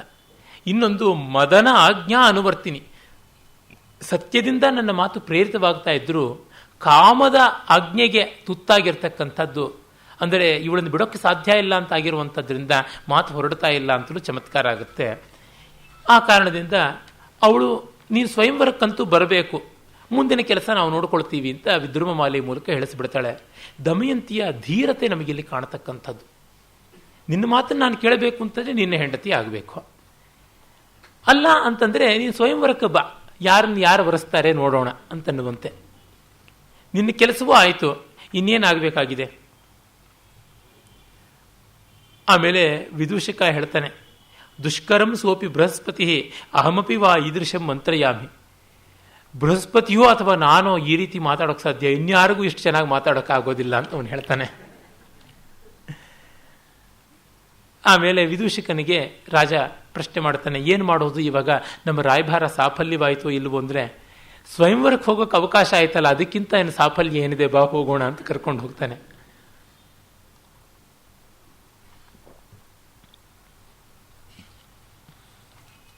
ಇಲ್ಲಿ ಮುಂದಿನ ಅಂಕದಲ್ಲಿ ಆರಂಭ ತುಂಬ ಚೆನ್ನಾಗಾಗುತ್ತೆ, ಆದರೆ ಮುಂದಿನ ಬೆಳವಣಿಗೆ ಅಷ್ಟು ಚೆನ್ನಾಗಿಲ್ಲ ಅಂಕದಲ್ಲಿ. ಅದೊಂದೇ ಅಂಕ ಸ್ವಲ್ಪ ಮಂಕು ಡಲ್ ಆಗಿರತಕ್ಕಂಥ ಅಂಕ ಅಂತ ಅನ್ಬೋದು. ಕಂಚುಕಿ ಅಂತಃಪುರದಲ್ಲಿ ಮೇಲ್ವಿಚಾರಣೆ ಮಾಡ್ತಕ್ಕಂಥ ವೃದ್ಧ, ಅಂತಃಪುರ ಚರೋ ವೃದ್ಧ ಅಂತಲೇ ಅವನಿಗೆ ಹೆಸರು. ಲಾಂಗ್ ಕೋಟ್, ದೀರ್ಘವಾದಂಥ ಒಂದು ಬಿಳಿಯ ನಿಲುವಂಗಿ ಹಾಕ್ಕೊಳ್ತಾನೆ. ಆ ಕಾರಣದಿಂದಲೇ ಕಂಚುಕ ಅಸ್ಮಿನ್ ಅಥವಾ ಕಂಚುಕಂ ಅಸ್ಮಿನ್ ಅಸ್ತೀತಿ ಕಂಚುಕಿನ್ ಅಂತ ಕರೀತಾರೆ. ಅವನು ಅಂತಃಪುರದ ಒಬ್ಬ ಪ್ರಾಜ್ಞನಾದ, ಸಂಭಾವಿತನಾದ, ಸಜ್ಜನಿಕೆಯ ಶಾಸ್ತ್ರಾದಿಗಳನ್ನು ಬಲ್ಲಂತ, ಎಲ್ಲ ಅಂತಃಪುರದ ಎಟಿಕೇಟ್ ಅಂತ ಏನಿದೆ ಮರ್ಯಾದೆಗಳನ್ನೆಲ್ಲ ಅರ್ಥ ಮಾಡಿಕೊಂಡಿರ್ತಕ್ಕಂಥ ಹಿರಿಯ ಪಿತೃಸದೃಶನಾದಂಥವನು. ಈ ಕಂಚುಕಿಗೂ ಅವರಿಂದ ಕಂಚುಕಿಗಳಿಂದ ಪಾಲಿತವಾದ ಅಂತಃಪುರಕ್ಕೂ ಮೊಘಲರು ಸೇರಿದಂತೆ ಮುಸ್ಲಿಮರ ಜನಾನ ಪರಿಪಾಲಿತವಾಗ್ತಾ ಇದ್ದ ಬಗೆಗೂ ನೀವು ಹೋಲಿಕೆ ಮಾಡಿದ್ರೆ ಅಸಾಧಾರಣವಾದ ಅಂತರ ಕಾಣಿಸುತ್ತೆ. ಇಲ್ಲಿಯ ಶಾಂತಿ ಸಜ್ಜನಿಕೆ ಇವುಗಳಿಗೂ ಅಲ್ಲಿ ನಿರ್ಬಂಧ ಕಠೋರತೆಗಳಿಗೂ ತುಂಬ ಅಂತರ ಕಾಣಿಸುತ್ತೆ. ಇರಲಿ, ಕಂಚಿಕಿ ಬಂದು ಬೆಳಗಾಗಿದೆ, ಇನ್ನೂ ಅಷ್ಟು ಸೂರ್ಯೋದಯ ಆಗಿಲ್ಲ, ಪ್ರಭಾತ ಈಗೀಗ ಆಗ್ತಾ ಇದೆ ಅಂತ ವರ್ಣಿಸ್ತಾನೆ. ಒಳ್ಳೆಯ ಸೊಗಸಾದ ಸೂರ್ಯೋದಯದ ವರ್ಣನೆ ಕೂಡ ಇಲ್ಲಿ ಬರುತ್ತೆ. ಉನ್ನಂ ಯೋಚ್ಚೈಹಿ ನಿಭೃತ ನಿಭೃತಂ ಪಕ್ಷರಂಧ್ರಾಂತರಾಲೆ ಮಿತ್ರಾಚ್ಛೇದ ದಲಸನಯನಂ ಕಂಠನಾಲಂ ಧುನಾನಾಹ ಪಶ್ಚಾಲ್ಲೋಲಾಸ್ತುಹಿನ ಪವನಾನ್ ದೋಲಿತೈರ್ಬರ್ಹಭಾರೈಹಿ ಮುಂಚಂತ್ಯೇತೆ ಧೃತತರ ಗಿರೋ ವಾಸಯಷ್ಟಿಂ ಮಯೂರಾಹ. ನವಿಲುಗಳು ಕೂತ್ಕೊಳ್ಳೋದಕ್ಕೆ ಅಂತ ಅಲ್ಲಲ್ಲಿ ಅರಮನೆಗಳಲ್ಲಿ ವಾಸಯಷ್ಟಿ ಅಂತಂದರೆ ರೆಸ್ಟಿಂಗ್ ಪೋಸ್ಟ್ಸ್ ಅಂತ ಅವನ್ನ ಹಾಕಿರ್ತಾರೆ. ಕಂಬಗಳನ್ನು ಉದ್ದವಾಗಿ ಅಡ್ಡವಾಗಿ ಎಲ್ಲ ನಾಟಿರ್ತಾರೆ. ಆ ಥರದ್ದು ಕಾಳಿದಾಸ ಅದನ್ನು ಒಂದು ಕಡೆ ಮೇಘದೂತದಲ್ಲಿ ಮರಕತ ಮಣಿಗಳಿಂದ ಮಾಡಿದ್ರು. ಅದು ಹೇಗಿತ್ತು ಅಂತಂದರೆ ಅನತಿ ಪ್ರೌಢವಂಶ ಪ್ರಕಾಶ ಅಂತ. ತುಂಬ ಬಲಿಯದ ಬಿದುರಿನ ಬಣ್ಣ ಎಂಥದ್ದು, ಆ ಹಸಿರು ಹಳದಿ ಬಣ್ಣದಲ್ಲಿರ್ತಕ್ಕಂತಹ ಆ ಒಂದು ಗೋಮೇಧಿಕ ಮತ್ತು ಪಚ್ಚೆಯ ಮಣಿಗಳಿಂದ ಆ ವಾಸಯಷ್ಟಿಗಳನ್ನೆಲ್ಲ ಕೆತ್ತಿರ್ತಾರೆ. ಅಂಥದ್ದರ ಮೇಲೆ ನವಿಲುಗಳು ಕೂತ್ಕೋತಾ ಇದ್ವು ಅಂತ. ಆ ನವಿಲುಗಳು ನಿಧಾನವಾಗಿ ಕೊರಳನ್ನು ಕುಂಕಿಸಿಕೊಂಡು, ಗರಿಗಳನ್ನು ತೀಡಿಕೊಂಡು, ರೆಕ್ಕೆಗಳನ್ನು ಸರಿ ಮಾಡಿಕೊಂಡು, ಕೊಕ್ಕಿಂದ ಮೈಯನ್ನೆಲ್ಲ ತುರಿಸಿಕೊಂಡು, ಕೊರಳನ್ನು ಕುಂಕಿಸಿಕೊಂಡು ಆ ವಾಸಯಷ್ಟಿ ಅಂತಂದರೆ ಕೂತಂತಹ ಕಂಬಗಳಿಂದ ಮೆಲ್ಲಕ್ಕೆ ಉಡ್ಡಯನ ಮಾಡ್ತಾ ಇವೆ. ಇನ್ನು ಸೂರ್ಯೋದಯ ಪೂರ್ಣವಾಗಿಲ್ಲ. ಆಗಲೇ ಭೀಮಸೇನ ಮಹಾರಾಜ ಎಲ್ಲ ದೊಡ್ಡ ಚಟುವಟಿಕೆಗೆ ತೊಡಗಿದ್ದಾನೆ. ಸ್ವಯಂವರ ಅಂತ. ಕನ್ಯಾಪಿತೃತ್ವಂ ನಾಮ ಸಮಮಿದಂ ಆಢ್ಯ ದರಿದ್ರಯೋ ಆಕುಲಿ ಕಾರಣಂ. ಈ ಕನ್ಯಾಪಿತೃತ್ವ ಅನ್ನೋದು ಸಿರಿವಂತ ಬಡವ ಇಬ್ಬರಿಗೂ ಸಮಾನವಾಗಿ ಮನಸ್ಸಿಗೆ ಕ್ಷೋಭೆ ಕೊಡ್ತಕ್ಕಂಥದ್ದು. ನ ಪ್ರೇಕ್ಷಾ ಮನುರುದ್ಧತೆ ಪ್ರಣಯಿನಾಂ ಗೋಷ್ಠೀಶು ನಾಸಜ್ಜತೆ. ಆತ್ಮೀಯರ ಜೊತೆ ಮನಸ್ಸು ಬಿಚ್ಚಿ ಮಾತಾಡೋಕ್ಕಾಗೋದಿಲ್ಲ, ವಿರಾಮವಾಗಿ ಗೋಷ್ಠಿಗಳಲ್ಲಿ ವಿಹರಿಸೋಕ್ಕಾಗೋದಿಲ್ಲ. ನಾದತ್ತೇ ಮುದಿತ ಶರೀರ ರಚನಾ, ಕಣ್ತುಂಬ ನಿದ್ರೆ ಮಾಡೋಕ್ಕಾಗೋದಿಲ್ಲ, ಮೈಯನ್ನ ವಿರಾಮವಾಗಿ ಚಾಚಿ ಮಲಗೋದಿಕ್ಕಾಗೋದಿಲ್ಲ. ನಸ್ತೋತಿ ತಂತ್ರೀಸ್ವನಂ, ಒಂದು ಸಂಗೀತ ಕೇಳೋಕ್ಕೂ ಮನಸ್ಸಾಗೋಲ್ಲ. ಕಾರ್ಯೇಶ್ವಂತರಹರ್ನಿಶಂ ಪ್ರಚಯಿಷು ವ್ಯಾಪಾರಯನ್ ಮಾದೃಶಂ. ನನ್ನಂತ ಎಷ್ಟೋ ಜನನ ಕೆಲಸಕ್ಕೆ ಇಟ್ಕೊಂಡಿದ್ರು ಕೂಡ ದೇವೋಪ್ಯೇಶ ಸುತಾ ಸ್ವಯಂವರ ವಿಧಿ ವ್ಯಗ್ರೋ ಯಥೋ ದೂಯತೆ. ನಮ್ಮ ಮಹಾರಾಜನಿಗೆ ಇಷ್ಟು ಜನ ಸೇವಕರಿದ್ರು, ತಾನೇ ಎಲ್ಲ ಕೆಲಸ ಮಾಡೋರ ಥರ ಒದ್ದಾಡ್ತಾನೆ, ಅಲ್ಲಿ ಇಲ್ಲಿ ಕಾಲು ಸುಟ್ಟ ಬೆಕ್ಕಂತೆ ಪರದಾಡ್ತಾನೆ ಅಂತ. ಯಾಕೆಂತಂದರೆ ರೆಸ್ಪಾನ್ಸಿಬಿಲಿಟಿ ಅಲ್ವಾ. ಕೆಲಸ ಇಲ್ಲ ಅಂದರೂ ಪರದಾಡ್ತಾ ಇರ್ತೀವಿ. ಹಬ್ಬದ ವಾತಾವರಣ, ಮದುವೆ ಮುಂಜಿ ಈ ಥರ ಅಂತಂದರೆ ಅಲ್ಲಿಂದ ಇಲ್ಲಿಗೆ ಇಲ್ಲಿಂದ ಅಲ್ಲಿಗೆ ಓಡಾಡುವುದೇನೆ ಒಂದು. ಆ ಆಂಗ್ಸೈಟಿನ ಕಳ್ಕೊಳ್ಳೋಕ್ಕೋ ಅಥವಾ ಆಂಗ್ಸೈಟಿ ಇದೆ ಅಂತ ಅನ್ನೋದನ್ನು ಗೊತ್ತು ಮಾಡ್ಕೊಳ್ತಾ ಇರೋದಕ್ಕೋ ಈ ಥರ ಚರ್ಚೆಗಳು ಚಟುವಟಿಕೆಗಳು ನಡೀತಾ ಇರ್ತವೆ. ಚಿಂತಾ ಜಾಗರಣ ಆರುಣಾಂತ ನಯನ ಕ್ಷಾಮಂ ವಹತ್ಯಾನನಂ. ಚಿಂತೆಯಿಂದ ನಿದ್ರೆ ಬಿಟ್ಟು ಕಣ್ಣು ಕೆಂಪಾಗಿದೆ, ಮುಖ ಬಿಳಿಸ್ಕೊಳ್ತಾ ಇದೆ. ಕಾರ್ಯಾಣ್ಯ ಆದಿಶತೋ ಬಹೂನಿ ರಭಸ ಭಿನ್ನಸ್ವರ ಭಾರತಿ. ತುಂಬ ಜನಕ್ಕೆ ಬಗೆ ಬಗೆಯಾದ ಇನ್ಸ್ಟ್ರಕ್ಷನ್ಸ್ ಕೊಟ್ಟು ಹಾಗಲ್ಲ ಹೀಗಲ್ಲ ಅಂತ ಹೇಳಿ ಗಂಟ್ಲು ಒಡೆದು ಒಂದು ರೀತಿ ಗಾರು ಬಂದುಬಿಟ್ಟಿದೆ ಧ್ವನಿ ಅಂತ. ಬಹಳ ಒಳ್ಳೆ ಅಬ್ಸರ್ವೇಷನ್. ಕಾರ್ಯಾಣಿ ಆದಿಶತಃ ಬಹೂನಿ ರಭಸ ಭಿನ್ನಸ್ವರ ಭಾರತಿ. ಅವನ ಧ್ವನಿ ತರವೇ ಕೇಳಿಸೋದಿಲ್ಲ ಅಂತ. ಆಗಿಯೇ ಆಗತ್ತೆ ಇದು ನೋಡಿ. ಕೃತ್ಯಂ ಯದ್ಯದುಪೈತಿ ನೈವ ಸಹಸಾ ಸಿದ್ಧಿಂ ಸುತಾವತ್ಸಲೋ ದೇವಸ್ತತ್ತದುಪೋಢ ಹರ್ಷತರಲ ಕರ್ತುಂ ಸ್ವಯಂ ವಂಚತಿ.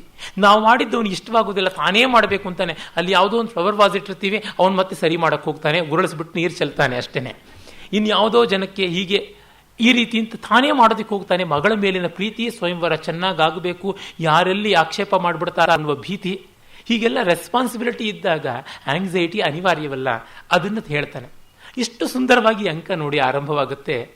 ಇದು ಮೈನರ್ ಕ್ಯಾರೆಕ್ಟರ್ಸು ಮೇಜರ್ ಕ್ಯಾರೆಕ್ಟರ್ಸ್ ಮೇಲೆ ರಿಫ್ಲೆಕ್ಷನ್ ಮಾಡ್ತಕ್ಕಂಥದ್ದು, ತಮ್ಮ ಒಂದು ಪ್ರತಿಕ್ರಿಯೆಯನ್ನು ಕೊಡ್ತಕ್ಕಂಥದ್ದು. ಕಾಳಿದಾಸನ ಶಾಕುಂತಲದಲ್ಲಿ ಕಂಚುಕಿ ಬಹಳ ಸೊಗಸಾಗಿ ದುಷ್ಯಂತನನ್ನು ನೋಡ್ತಾ ಈ ವಿಷಯಗಳನ್ನೆಲ್ಲ ಹೇಳುವಂಥದ್ದು ಬರುತ್ತೆ. ಅವನು ಕಂಚುಕಿ ತನ್ನ ರಾಜದನ್ನ ಅಧಿಕಾರದ ದಂಡವನ್ನು ಹಿಡ್ಕೊಂಡು ಹೇಳ್ತಾನೆ, ನಾನು ಚಿಕ್ಕ ವಯಸ್ಸಲ್ಲಿ ಅಂತಃಪುರಕ್ಕೆ ಬಂದೆ, ಆಗ ಅಧಿಕಾರ ಸಂಕೇತವಾಗಿತ್ತು ದಂಡ, ಈಗ ಮುಪ್ಪಾದ ಮೇಲಿಂದ ನನಗೆ ಊರೆಗೋಲೆ ಆಗಿಬಿಟ್ಟಿದೆ ಅಂತ. ಬಹಳ ಅರ್ಥಪೂರ್ಣವಾದದ್ದು. ನನಗೆ ಒಂದು ಉರ್ದು ಕಾದಂಬರಿ ಓದಿದ್ದು ಜ್ಞಾಪಕ ಬರುತ್ತೆ, ಆಲಂಪನಾಹ್ ಅಂತ ಒಳ್ಳೆಯ ಕಾದಂಬರಿ. ಅಲ್ಲಿ ಒಂದು ಕಡೆ ಈ ದೊಡ್ಡ ದೊಡ್ಡ ಹವೇಲಿಗಳು, ಶ್ರೀಮಂತರ ಭವನಗಳು, ಅವರುಗಳ ಮನೆಗಳಲ್ಲಿ ದಾಸರಾಗಿ ಬಂದವರು ಯಾರಿರ್ತಾರೆ ಅವರು ಮೊದಲು ಇಷ್ಟ ಇಲ್ಲದೆ ಬಂದು ಸೇರ್ಕೊಂಡು ಬಿಡ್ತಾರೆ. They are sold for some money. ಅಲ್ಲಿ ಒಬ್ಬ ದಾಸಿ ಹಾಗೆ ಅವ್ರ ತಂದೆ ತಾಯಿ ಬರಗಾಲದಲ್ಲಿ ಅವಳನ್ನು ಒಂದು ಮೂಟೆ ಜೋಳಕ್ಕೆ ಮಾರ್ಕೊಂಡು ಬಿಟ್ಟಿರ್ತಾರೆ. ಬಂದು ಅವರು ಸೇರಿಕೊಂಡಾಗ ದುಃಖಪಟ್ಟಿರ್ತಾರೆ. ಕಡೆಗೆ ಎಷ್ಟರ ಮಟ್ಟಿಗೆ ಆ ಹವೇಲಿ ಆ ಒಂದು ಜನನ ಇತ್ಯಾದಿ ಅದಕ್ಕೆ ಒಗ್ಗಿಕೊಂಡು ಬಿಡ್ತಾರೆ ಅಂತಂದರೆ ಅದೇ ಅವರ ಸರ್ವಸ್ವ ಆಗಿ ಅದು ಬಿಟ್ಟು ಬೇರೆ ಪ್ರಪಂಚ ಇಲ್ಲ, ಅದರಿಂದ ಹೊರಗೆ ಹೋಗೋದು ಅಂದರೆ ಫಿಶ್ ಔಟ್ ಆಫ್ ವಾಟರ್ ಅನ್ನುವಂಥ ಸ್ಥಿತಿ ಬಂದುಬಿಡುತ್ತೆ ಅಂತ ಆಗುತ್ತೆ. ಕಂಚುಕಿ ಅದನ್ನು ಹೇಳ್ತಾ ಇದ್ದಾನೆ, ಮೊದಲು ಅಧಿಕಾರ ದಂಡ ಅಂತಿದ್ದದ್ದು ಈಗ ಆಲಂಬನ ದಂಡ ಅಂತ ಆಗಿಬಿಟ್ಟಿದೆ. ಅಂತಂದರೆ ಏನೋ ಅಂತ ಕೆಲಸಕ್ಕೆ ಸೇರ್ತೀವಿ, ಹೊಟ್ಟೆಪಾಡಿಗೆ ಅಂತ ಕೆಲಸಕ್ಕೆ ಸೇರ್ತೀವಿ ಮೊದಲು, ಆಮೇಲೆ ರಿಟೈರ್ ಆಗುವಷ್ಟೊತ್ತಿಗೆ ಪರಮ ಸಂಕಟ, ನಾವೇ ಕೆಲಸವೇ ನಾವು ಅನ್ನೋ ಐಡೆಂಟಿಟಿ ಬಂದು ನಾಳೆಯಿಂದ ನಮ್ಮನ್ನು ಯಾರೂ ಮೂಸೋದಿಲ್ವೇನೋ, ನಮ್ಮ ಗತಿ ಏನು ಅಂತಕ್ಕಂಥ ಬಹಳ ಬಹಳ ವಿಚಿತ್ರವಾದ ಸಿಂಡ್ರೋಮ್ಗಳವೆಲ್ಲ ಕೂಡ. ಇದೆಲ್ಲ ನೋಡಿದಾಗ ಸಂಸ್ಕೃತ ನಾಟಕ ಯಾವ್ಯಾವ ಹಂತದಲ್ಲಿ ಮಾನವ ಭಾವಗಳ ಸೂಕ್ಷ್ಮತರ ವಿಶ್ಲೇಷಣೆ ಮಾಡುತ್ತೆ ಅಂತ ಗೊತ್ತಾಗುತ್ತೆ. ಸಂಧ್ಯಾರುಣೆ ನಭಸಿ ಯತ್ನ ವಿಚೇಯತಾರೆ ಸ್ತೋಕಾವಶಿಷ್ಟ ತಿಮಿರೇಶು ದಿಗಂತರೇಶು ಸಾದೃಶ್ಯ ಶಂಕಿತ ದುರಂತ ದಿನಂತ ಮೂಕ ಕೃಚ್ಛ್ರೇಣ ಕಾಂತ ಮುಪಸರ್ಪತಿ ಚಕ್ರವಾಕಿ. ಸೂರ್ಯ ಉದಯಿಸ್ತಾ ಇದ್ದಾನೆ, ಕೆಂಪಾಗ್ತಿದೆ ಆಕಾಶ, ನಕ್ಷತ್ರಗಳನ್ನು ಹುಡುಕಿ ಎಣಿಸಬೇಕಾಗಿದೆ, ಅವು ಕಡಿಮೆ ಆಗ್ತಾ ಬರ್ತವೆ, ನಕ್ಷತ್ರ ನಿಮೀಲನ ಆಗ್ತಾ ಇದೆ. ಈಗ ಇದು ಪ್ರಾತಃ ಸಂಧ್ಯೆಯೂ ಸಾಯಂ ಸಂಧ್ಯೆಯೂ ಅಂತ ಗೊತ್ತಾಗದೇ ಇರತಕ್ಕಂಥ ಒಂದು ಕನ್ಫ್ಯೂಷನ್ನಿನ ಸ್ಥಿತಿ, ಒಂದು ಗೊಂದಲ. ಅದರಿಂದ ಚಕ್ರವಾಕ ಪಕ್ಷಿಗೆ ತನಗೆ ವಿಯೋಗ ಬರುತ್ತೋ ಸಂಯೋಗ ಬರುತ್ತೋ ಗೊತ್ತಾಗದೆ ಒದ್ದಾಡ್ತಾ ಇದೆ ಅಂತ.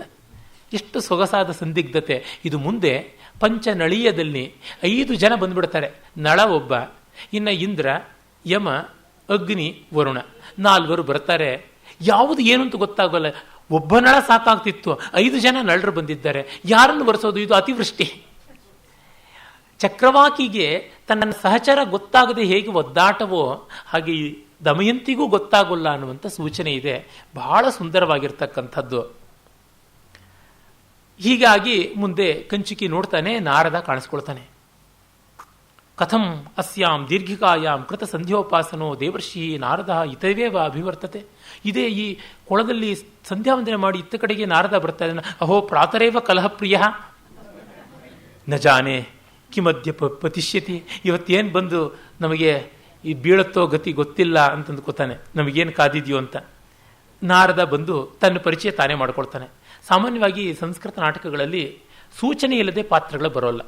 ಹಾಗೆ ಬರುವುದು ಬಹಳ ರೇರ್. ಯಾವುದೋ ಒಂದು ಆಕ್ಸಿಡೆಂಟಲ್ ಸಿಚುಯೇಷನಲ್ಲಿ ಮಾತ್ರ ಆಕಸ್ಮಿಕವಾಗಿ ಅಪಟಿಕ್ಷೇಪೇಣ ಅಂತ ಹಾಗೆ ಬರ್ತಾರೆ. ಅಂದರೆ ಒಂದು ಬಟ್ಟೆ ಹಿಡಿದಿರ್ತಾರೆ ತೆರೆ ಥರ, ಆ ಬಟ್ಟೆಯನ್ನು ಹಿಂಗೆ ಒದ್ದುಕೊಂಡು ಬರ್ತಕ್ಕಂಥದ್ದು. ಯಕ್ಷಗಾನದಲ್ಲೆಲ್ಲ ಈ ಥರ ಟೆಕ್ನಿಕ್ಗಳು ತುಂಬ ಇವೆ. ಸಂಸ್ಕೃತ ನಾಟಕ ಹೇಗೆ ಮಾಡ್ತಾ ಇದ್ರು ಅಂತ ನೋಡಬೇಕಾದ್ರೆ ನಮಗೆ ವಿಶೇಷತಃ ಕರ್ನಾಟಕರಿಗೆ ಈಗ ಅತಿ ನಿಕಟವಾಗಿರ್ತಕ್ಕಂಥದ್ದು ಕರಾವಳಿ ಯಕ್ಷಗಾನ. ಅದರೊಳಗೂ ನನಗನ್ಸುತ್ತೆ ಬಡಗುತಿಟ್ಟು ಯಕ್ಷಗಾನದಲ್ಲಿ ಇನ್ನೂ ಕೆಲವು ಮಟ್ಟಿಗೆ ಉಳ್ಕೊಂಡಿದೆ.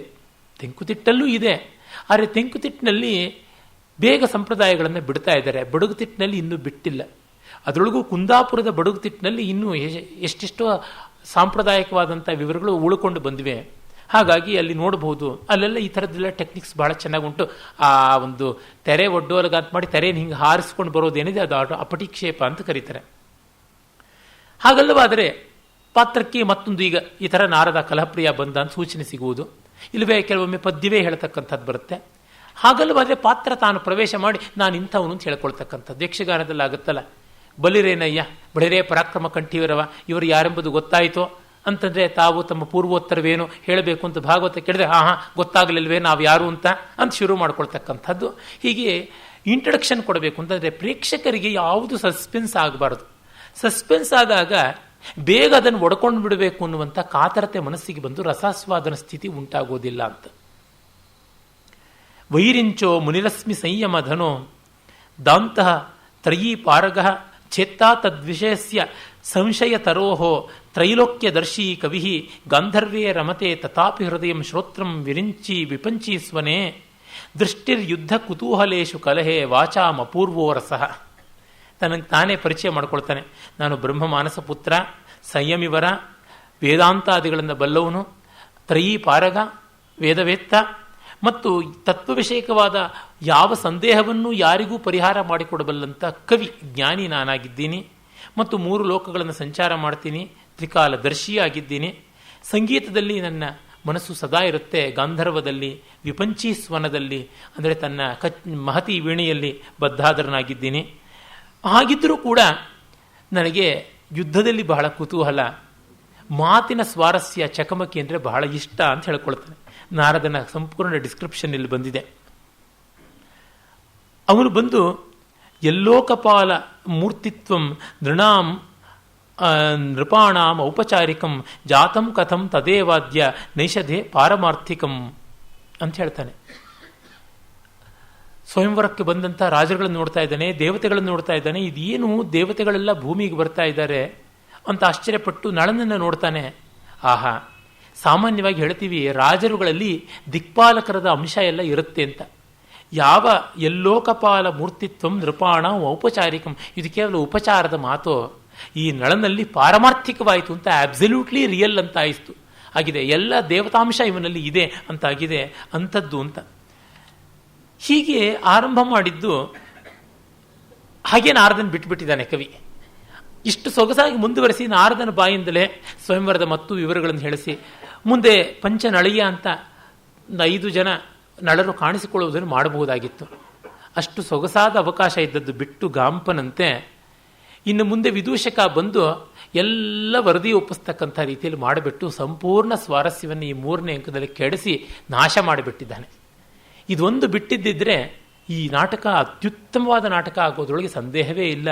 ಪ್ರಾಯಶಃ ನಮ್ಮ ಭೌಭೂತಿ, ಶ್ರೀಹರ್ಷ ಮೊದಲಾದಂಥ ಉತ್ತಮೋತ್ತಮ ನಾಟಕಕಾರರ ಜೊತೆಗೆ ಲೀಲಾಜಾಲವಾಗಿ ಸ್ಪರ್ಧೆ ಮಾಡ್ತಾ ಸಂಸ್ಕೃತದ 10 ಅತ್ಯುತ್ತಮ ನಾಟಕದಲ್ಲಿ ಇದೊಂದು ಅಂತ ಅನ್ನೋದಕ್ಕೆ ಯಾವ ಸಂದೇಹವೂ ಇರ್ತಿರಲಿಲ್ಲ. ಈ 1 ಅಂಕದಿಂದ ಹಾಳು ಮಾಡಿಬಿಟ್ಟ ಕವಿ. ಅಲ್ಲಿರುವ ಸ್ವಾರಸ್ಯವೇ 5 ಜನ ನಳರ ಎದುರು ದಮಯಂತಿ ಏನು ಮಾಡೋಕ್ಕೆ ತೋಚದೆ ಒದ್ದಾಡಿದ್ದು. ಪ್ರಾಯಶಃ ಅವನಿಗೆ ಬಂದ ಸಮಸ್ಯೆ 5 ಐಡೆಂಟಿಕಲ್ ವೇಷಗಳನ್ನು ಹೇಗೆ ತರೋದು ಅಂತ ರಂಗಸ್ಥಳದ ಸಮಸ್ಯೆ ಕಾಡಿದ್ದಿರಬೇಕು. ಆದರೆ ನಮ್ಮದು ಕನ್ವೆನ್ಷನಲ್ ಥಿಯೇಟರ್, ರಿಯಲಿಸ್ಟಿಕ್ ಥಿಯೇಟರ್ ಅಲ್ಲ, ವಾಸ್ತವದ್ದಲ್ಲ, ಆದರ್ಶೀಕೃತವಾದ ರಂಗ. ಹಾಗಾಗಿ ಮಾಡಬಹುದಾಗಿತ್ತು, ಮಾಡದೆ ಕೆಟ್ಟ, ಇನ್ನೇನಂತನಬೇಕು. ಹಾಗಾಗಿ ಇಡೀ ಅಂಕ ಬರೀ ಪ್ರಾಕೃತವಾದ ಜಡಜಡಿಯಾದ ವಾಕ್ಯಗಳನ್ನು ಹೇಳಿಕೊಂಡು ವಿದೂಷಕ ವರ್ಣನೆ ಮಾಡೋದು. ದಮಯಂತಿಯ ಸ್ವಯಂವರವನ್ನು ಯಾರ ಮುಂದೆ ವರ್ಣನೆ ಮಾಡೋದು? ದಮಯಂತಿಯ ತಾಯಿ ಮುಂದೆ. ತನ್ನ ಮಗಳ ಸ್ವಯಂವರವನ್ನು ತಾಯಿಯೇ ನೋಡೋದಿಲ್ಲ. ಅವಳಿಗೆ ವಿದೂಷಕನ ಮಾತು ಕೇಳ್ತಾ ಕೂತಿರಬೇಕು. ಇದು ಬಹಳ ವಿಚಿತ್ರವಾಗಿಬಿಟ್ಟಿದೆ. ಪುಣ್ಯಕ್ಕೆ ಆ ಅಂಕ ಅಷ್ಟು ದೊಡ್ಡದಲ್ಲ, ಬೇಗ ಮುಗಿಯುತ್ತೆ. ಆದರೆ ಮುಂದಿನಿಂದ ತುಂಬ ರಸವತ್ತಾದಂಥ ಭಾಗಗಳಿವೆ. ಅದು ನಾವು ಗಮನಿಸಬಹುದು. ಈ 4ನೇ ಅಂಕದಲ್ಲಿ ನಳ ದಮಯಂತಿಯರ ಮದುವೆ ಆಗಿಯೇ ಉಂಟು. ಆಮೇಲೆ ಕಲಿ ಪ್ರವೇಶ ಆಗಬೇಕಲ್ಲ, ಆಗ ಕಲಿಯ 2 ಸಹಚರರು ಬರ್ತಾರೆ. ಒಬ್ಬ ಮೋಹ, ಮತ್ತೊಬ್ಬ ಮಾಯೆ. ಮೋಹ ಪ್ರಾಕೃತದಲ್ಲಿ ಮಾತಾಡ್ತಾನೆ, ಮಾಯೆ ಸಂಸ್ಕೃತದಲ್ಲಿ ಮಾತಾಡ್ತಾಳೆ. ಸಾಮಾನ್ಯವಾಗಿ ಒಂದು ಆಕ್ಷೇಪ ಮಾಡ್ತಾರೆ, ಬುದ್ಧಿಜೀವಿಗಳು ಅಂತ ಅನ್ನಿಸಿಕೊಂಡವರು ಸಂಸ್ಕೃತ ನಾಟಕಗಳಲ್ಲಿ ಹೆಂಗಸರಿಗೆ ಪ್ರಾಕೃತ ಮಾತಾಡಿಸ್ತಾ ಇದ್ರು, ಇದು ಹೆಣ್ಣಿನ ಬಗ್ಗೆ ಕೀಳುಗೆರಿಮೆ ಮಾಡ್ತಕ್ಕಂಥದ್ದು, ಹೀನಾಯ ಮಾಡುವಂಥದ್ದು ಅಂತ. ಹಾಗೇನೂ ಇಲ್ಲ.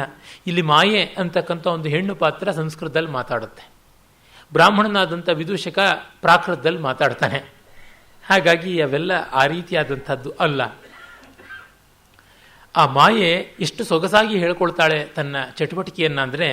ವಿಪಿನಂ ಅವಿಪಿನಂ ಜಲಂ ಸ್ಥಲಂಚ ಸ್ಥಲಮಪಿ ವಾರಿ ಕರೋಮ್ಯಹಂ ಕ್ಷಣೇನ ಜಗದಿದಮವಿಭಾವಿತ ಪ್ರತಿಷ್ಠಂ ಕರತಲ ತಾಡಿತ ಕಂದು ಕೋಪಮೊಮ್ಮೆ.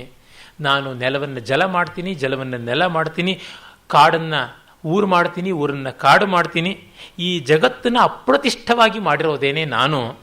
ಹೇಗೆ ಅಂದರೆ ಕೈಯಲ್ಲಿರೋ ಚೆಂಡಿನಂತೆ ಅಂತ. ವೇದಾಂತದ ಮಹಾರಹಸ್ಯವೇ ಇಲ್ಲಿದೆ. ಚೆಂಡಿಗೆ ಎಲ್ಲಿ ನೆಲೆ, ಯಾವ ಪಾಯಿಂಟಲ್ಲಿ ನಿಲ್ಲುತ್ತೆ ಅನ್ಬೇಕು. ಪಾಯಿಂಟ್ ಕಾಂಟ್ಯಾಕ್ಟ್ ಅಂದರೆ ಅದಕ್ಕೆ ಯಾವುದೇ ಒಂದು ಸ್ಪೇಷಿಯಲ್ ಕಾಂಟ್ಯಾಕ್ಟ್ ಇಲ್ಲ ಅಂತ ಅರ್ಥ. ಹಾಗೆ ಜಗತ್ತನ್ನು ತನ್ನ ಚೆಂಡಿನಂತೆ ಆಡಿಸ್ತೀನಿ ಅಂತ ಹೇಳ್ಬಿಟ್ಟು ಅಂತಾಳೆ. ತಾನು ಕಲಿಯ ಆಜ್ಞೆಯಿಂದ ಬಂದಿದ್ದೀನಿ ನಳನಿಗೆ ಮಂಕು ಬೂದಿ ಚೆಲ್ಲೋದಕ್ಕೆ. ಅವನು ಒಂದೂ ತಪ್ಪು ಮಾಡ್ತಾ ಇಲ್ವಲ್ಲ. ಆದರೆ ಇವತ್ತು ಗೊತ್ತಾಗಿದೆ, ಅವನು ಕಾಲು ತೊಳೆಯದೆ ಆಚಮನ ಮಾಡಿದ್ದಾನೆ, ಅದರಿಂದ ಕಲಿ ಪ್ರವೇಶ ಮಾಡಬಹುದು ಅಂತಾಗಿದೆ. ಅದಕ್ಕೆ ಮಾಯಾ ಮೋಹ ಸಹಾಯಸ್ಯ ಸ್ವಾಮಿನಸ್ಸ ಭವಿಷ್ಯತಿ ನಿಶಾತ ಮಿಶ್ರ ಯುಕ್ತಸ್ಯ ದಿನಾಂತಸ್ಯೇವ ಭಾಸ್ಕರ.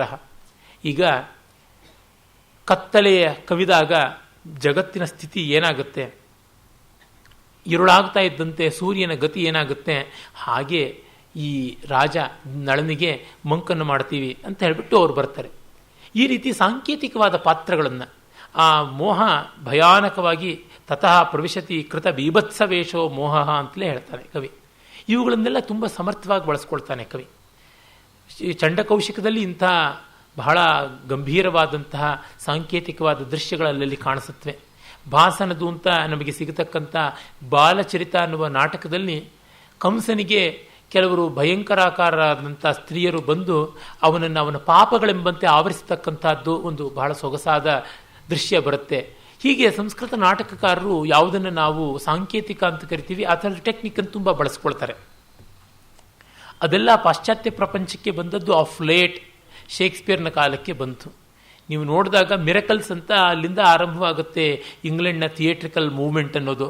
ಅದು ಎಷ್ಟು ದಟ್ಟ ದರಿದ್ರ ಪಡಪೋಷಿ ಅಂತಂದರೆ ಅದಕ್ಕೆ ಹೋಲಿಕೆನೇ ಸಿಗೋದಿಲ್ಲ, ಆ ರೀತಿಯಾದದ್ದು.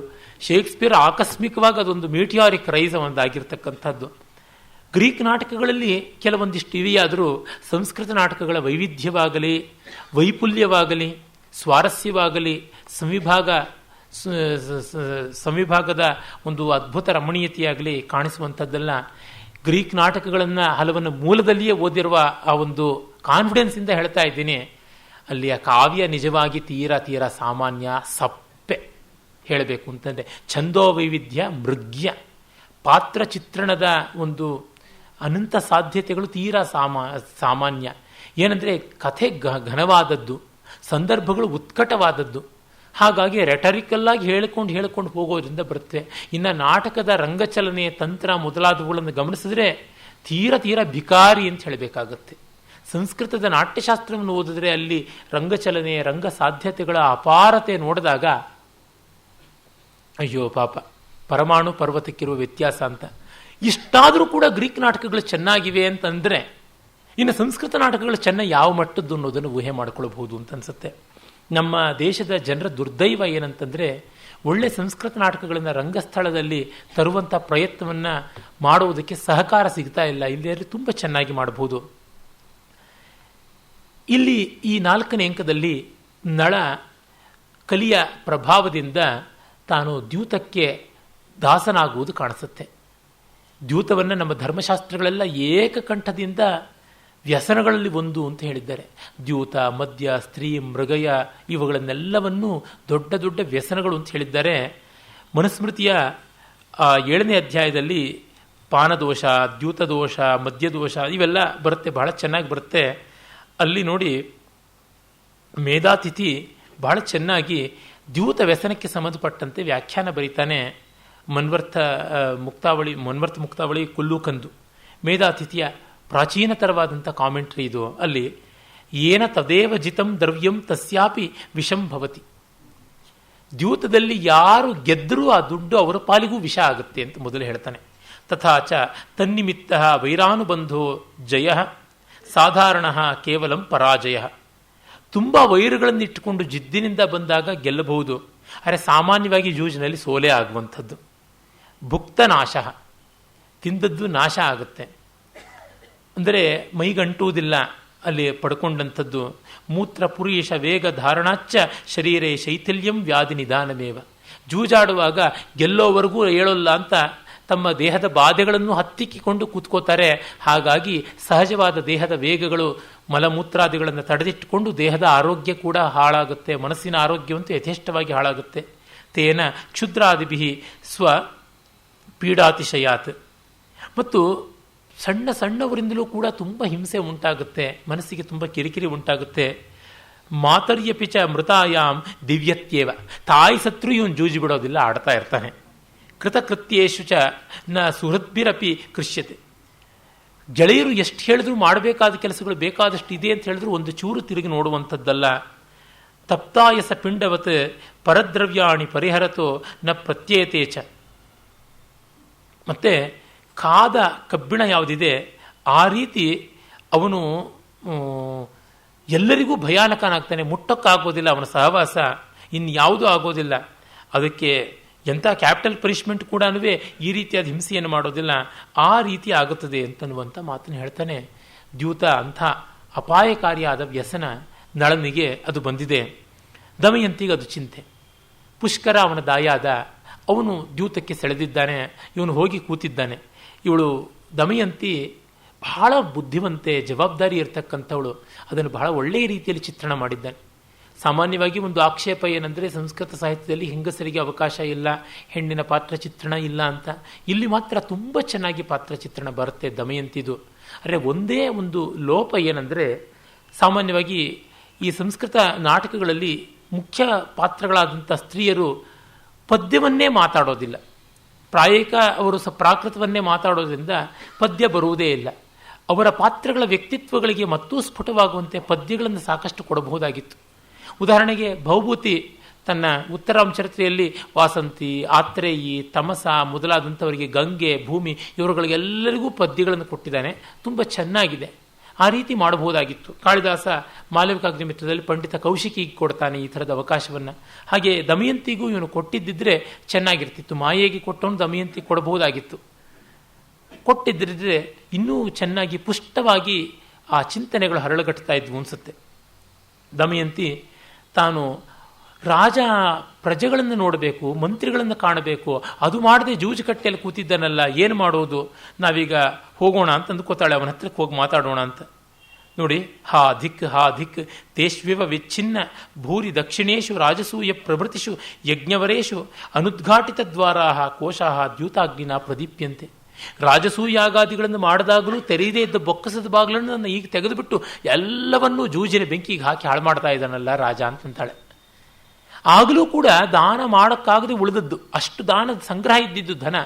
ದೊಡ್ಡ ಯಜ್ಞ ಮಾಡಿದಾಗ ಖಾಲಿ ಮಾಡಿದಾಗಲೂ ಖಾಲಿ ಆಗದೆ ಇದ್ದ ಬೊಕ್ಕಸ ಈಗ ಜೂಜಿಗೆ ಖಾಲಿ ಆಗ್ತಾ ಇದೆ. ಕಥಂ ತಾದೃಶೇಪಿ ತೇ ಅಪ್ರಮಾದ ಶೀತಲೆ ಹೃದಯೇ ಅಯಂ ಅಪ್ರತೀಕಾರ ದಾರುಣ ಅನರ್ಥಾಗ್ನಿ ಪ್ರಜ್ವಲಿತ. ನಾನು ಅವನಿಗೆ ಹೇಗೆ ಪ್ರತಿಕ್ರಿಯೆನೇ ಕೊಡೋಕ್ಕಾಗದೇ ಇರೋ ರೀತಿಯಲ್ಲಿ ಘೋರವಾಗಿ ಅವನಲ್ಲಿ ಆ ದ್ಯೂತದ ಬೆಂಕಿ ಉರಿತಾ ಇದೆಯಲ್ಲ, ಅನರ್ಥಾಗ್ನಿ. ಕುತ್ರ ಇದಾನೀಂ ತೇಸಾ ವಿನಯ ಪರಾಧೀನತ ಕುತ್ರ ಚ ತದ್ದಾಕ್ಷಿಣ್ಯಂ ಕುತ್ರವಾ ಸಹ ಪರಿಜನ ಪಕ್ಷಪಾತಃ. ಅವನ ದಾಸದಾಸಿಯರ ಮೇಲೆ, ಜನಗಳ ಮೇಲೆ ಇದ್ದಂಥ ದಾಕ್ಷಿಣ್ಯ ಪ್ರೀತಿ ಎಲ್ಲಿ ಹೋಯಿತು, ಮತ್ತು ಅವನಿಗಿದ್ದಂತಹ ಜನಪಕ್ಷಪಾತ ಎಲ್ಲಿ ಹೋಯಿತು, ಅವನ ರಾಜನೀತಿಯ ಮೌಲ್ಯಗಳ ಆಭಿಮುಖತೆ ಇವೆಲ್ಲ ಎಲ್ಲಿ ಹಾಳಾಯಿತು, ಏನಾಯಿತು ಅಂತ ಹೇಳ್ಬಿಟ್ಟು ಅಂತಾಳೆ. ನೇರವಾಗಿ ರಾಜನ ಹತ್ರಕ್ಕೆ ಹೋಗೋಣ ಅಂತ ಅವನ ಪರ್ಸನಲ್ ಚೇಂಬರ್ ಹತ್ರಕ್ಕೆ ಹೋಗ್ತಾಳೆ. ಅವನು ಹೇಳಿಬಿಟ್ಟಿರ್ತಾನೆ, ಯಾರಿಗೂ ಬಾಗಿಲು ತೆಗಿಬೇಡ ಅಂತ. ದೇವಿ ಅನಪರಾಧ ವ್ಯಾಪಾರ ಪರಾಧೀನತ ಅಪ್ರತಿಹಾರೋ ಭರ್ತ ಸಮಾಧಿಷ್ಟ. ಕ್ಷಮಿಸಬೇಕು, ನಾನು ಪರಾಧೀನೆ, ಅವನು ಹೇಳ್ದಂಗೆ ಕೇಳಬೇಕು, ಯಾರನ್ನೂ ಬಿಡಬೇಡ ಅಂದಿದ್ದಾನೆ, ನಿಮ್ಮನ್ನು ಬಿಡುವ ಹಾಗಿಲ್ಲ ಅಂತ ಹೇಳ್ಬಿಟ್ಟು ಆ ಬಾಗಿಲಲ್ಲಿ ಕಾಯ್ತಕ್ಕಂತ ಹೇಳ್ತಾಳೆ. ಮಮ ಅಪಿ ಅಪ್ರತಿಹಾರ ಕಿಂ ಖಲು ದುಷ್ಕರಂ ದ್ಯೂತಕರಾಣ. ಜೂಜುಗಾರರಿಗೆ ಯಾವತ್ತಾನೆ ಅಸಾಧ್ಯ, ನನ್ನನ್ನೂ ತಡೆದು ಬಿಟ್ನಲ್ಲ ಅಂತ ಅವಳಂತಾಳೆ. ಆಮೇಲೆ ಅವಳ ಮುಖ ಮಂಕಾಗಿದ್ದನ್ನು ನೋಡ್ಬಿಟ್ಟಿದ್ದನುವೆ ಪ್ರತಿಹಾರಿಗೆ ಬೇಸರವಾಗುತ್ತೆ. ಪ್ರತ್ಯುಷಕಾಲೆ ಮೃಗಲಾಂಛನ ಇವ ಸ್ಮರ್ತವ್ಯ ಕೀರ್ತಿ ವಿಸ್ತಾರ ಪರಿಜನೇನಾಪಿ ಚಿರೇಣ ಪ್ರತ್ಯಭಿಜ್ಞಾಯತೆ. ಏನು ಮಾಡೋದು, ನಮ್ಮ ಮಹಾರಾಜನ ಮುಖ ಸೋಲ್ತಾ ಬೆಳಗಿನ ಜಾವದ ಚಂದ್ರಬಿಂಬದ ಹಾಗೆ ಆಗಿಬಿಟ್ಟಿದೆ. ನಾವು ಕೂಡ ಅವನಿಗೆ ಕಾಣಿಸ್ತಾ ಇಲ್ಲ, ನಮ್ಮ ಮುಖವನ್ನು ನೋಡೋದಕ್ಕೆ ಅವನಿಗೆ ಮಖೇಡಿತನ ಬಂದುಬಿಟ್ಟಿದೆ ಅಂತಂತಾಳೆ. ಯಥಾಯಥಾಕ್ಷ ಪ್ರತಿಪಕ್ಷ ಭಾವಂ ಪ್ರಯಾಂತಿ ಮದ್ಭಾಗ್ಯ ವಿಪರ್ಯಯೇಣ ತಥಾ ತಥಾ ವರ್ಧತ ಏವ ರಾಗೋ ನತನ್ನ ಜಾನೆ ವ್ಯಸನಂ ಯದೇತೆ. ನಳ ಹೇಳ್ಕೊತಾ ಇದ್ದಾನೆ, ಹೇಗೆ ನಾನು ಸೋಲ್ತಾ ಬರ್ತಿದ್ದೇನೋ ಹಾಗಾಗಿ ಮತ್ತಷ್ಟು ಆಡಬೇಕು ಅನ್ನುವ ಛಲ ಇನ್ನಷ್ಟು ಆಗ್ತಾ ಇದೆ. ನನಗೆ ವ್ಯಸನ ಅಂತ ಗೊತ್ತಿದ್ರು ಅದನ್ನು ಬಿಡೋಕ್ಕಾಗ್ತಾ ಇಲ್ಲ. ಸಾಮಾನ್ಯವಾಗಿ ಜ್ಞಾನ ಬಂದ ಮೇಲೆ ಬಿಡುವುದಕ್ಕೆ ಒಂದು ಅವಕಾಶ ಅಂತಾರೆ, ಇದು ಜ್ಞಾನ ಬಂದ ಕಾರಣ ಮತ್ತೂ ಬಿಡೋಕ್ಕಾಗದೇ ಇರತಕ್ಕಂಥ ಸ್ಥಿತಿಗೆ ಬಂದುಬಿಟ್ಟಿದ್ದೀನಿ ಅಂತ. ನಶಕ್ನೋಮಿದಾನೀಂ ದುರಕ್ಷ ಪರಾಭೂತಃ ಪ್ರಕೃತಿಯನ ಮಮಾತ್ಯಸ್ಯ ಚ ಪುರತೋ ಮುಖಂ ಧಾರಯಿತು. ನನಗೀಗ ಪ್ರಜೆಗಳಿಗೆ ಮಂತ್ರಿಗಳಿಗೆ ಮುಖ ತೋರಿಸೋಕ್ಕಾಗ್ತಾ ಇಲ್ಲ. ಪ್ರಾಣಿ ಕಂಠಗತೆ ಪುಂಸಾಂ ರಣೇ ಶ್ಲಾಘ್ಯ ಪರಾಭವ ದ್ಯೂತೇ ಚ ವ್ಯವಹಾರೇ ಚ ನ ಕಥಂಚಿನ್ನ ಗರ್ಹಿತ.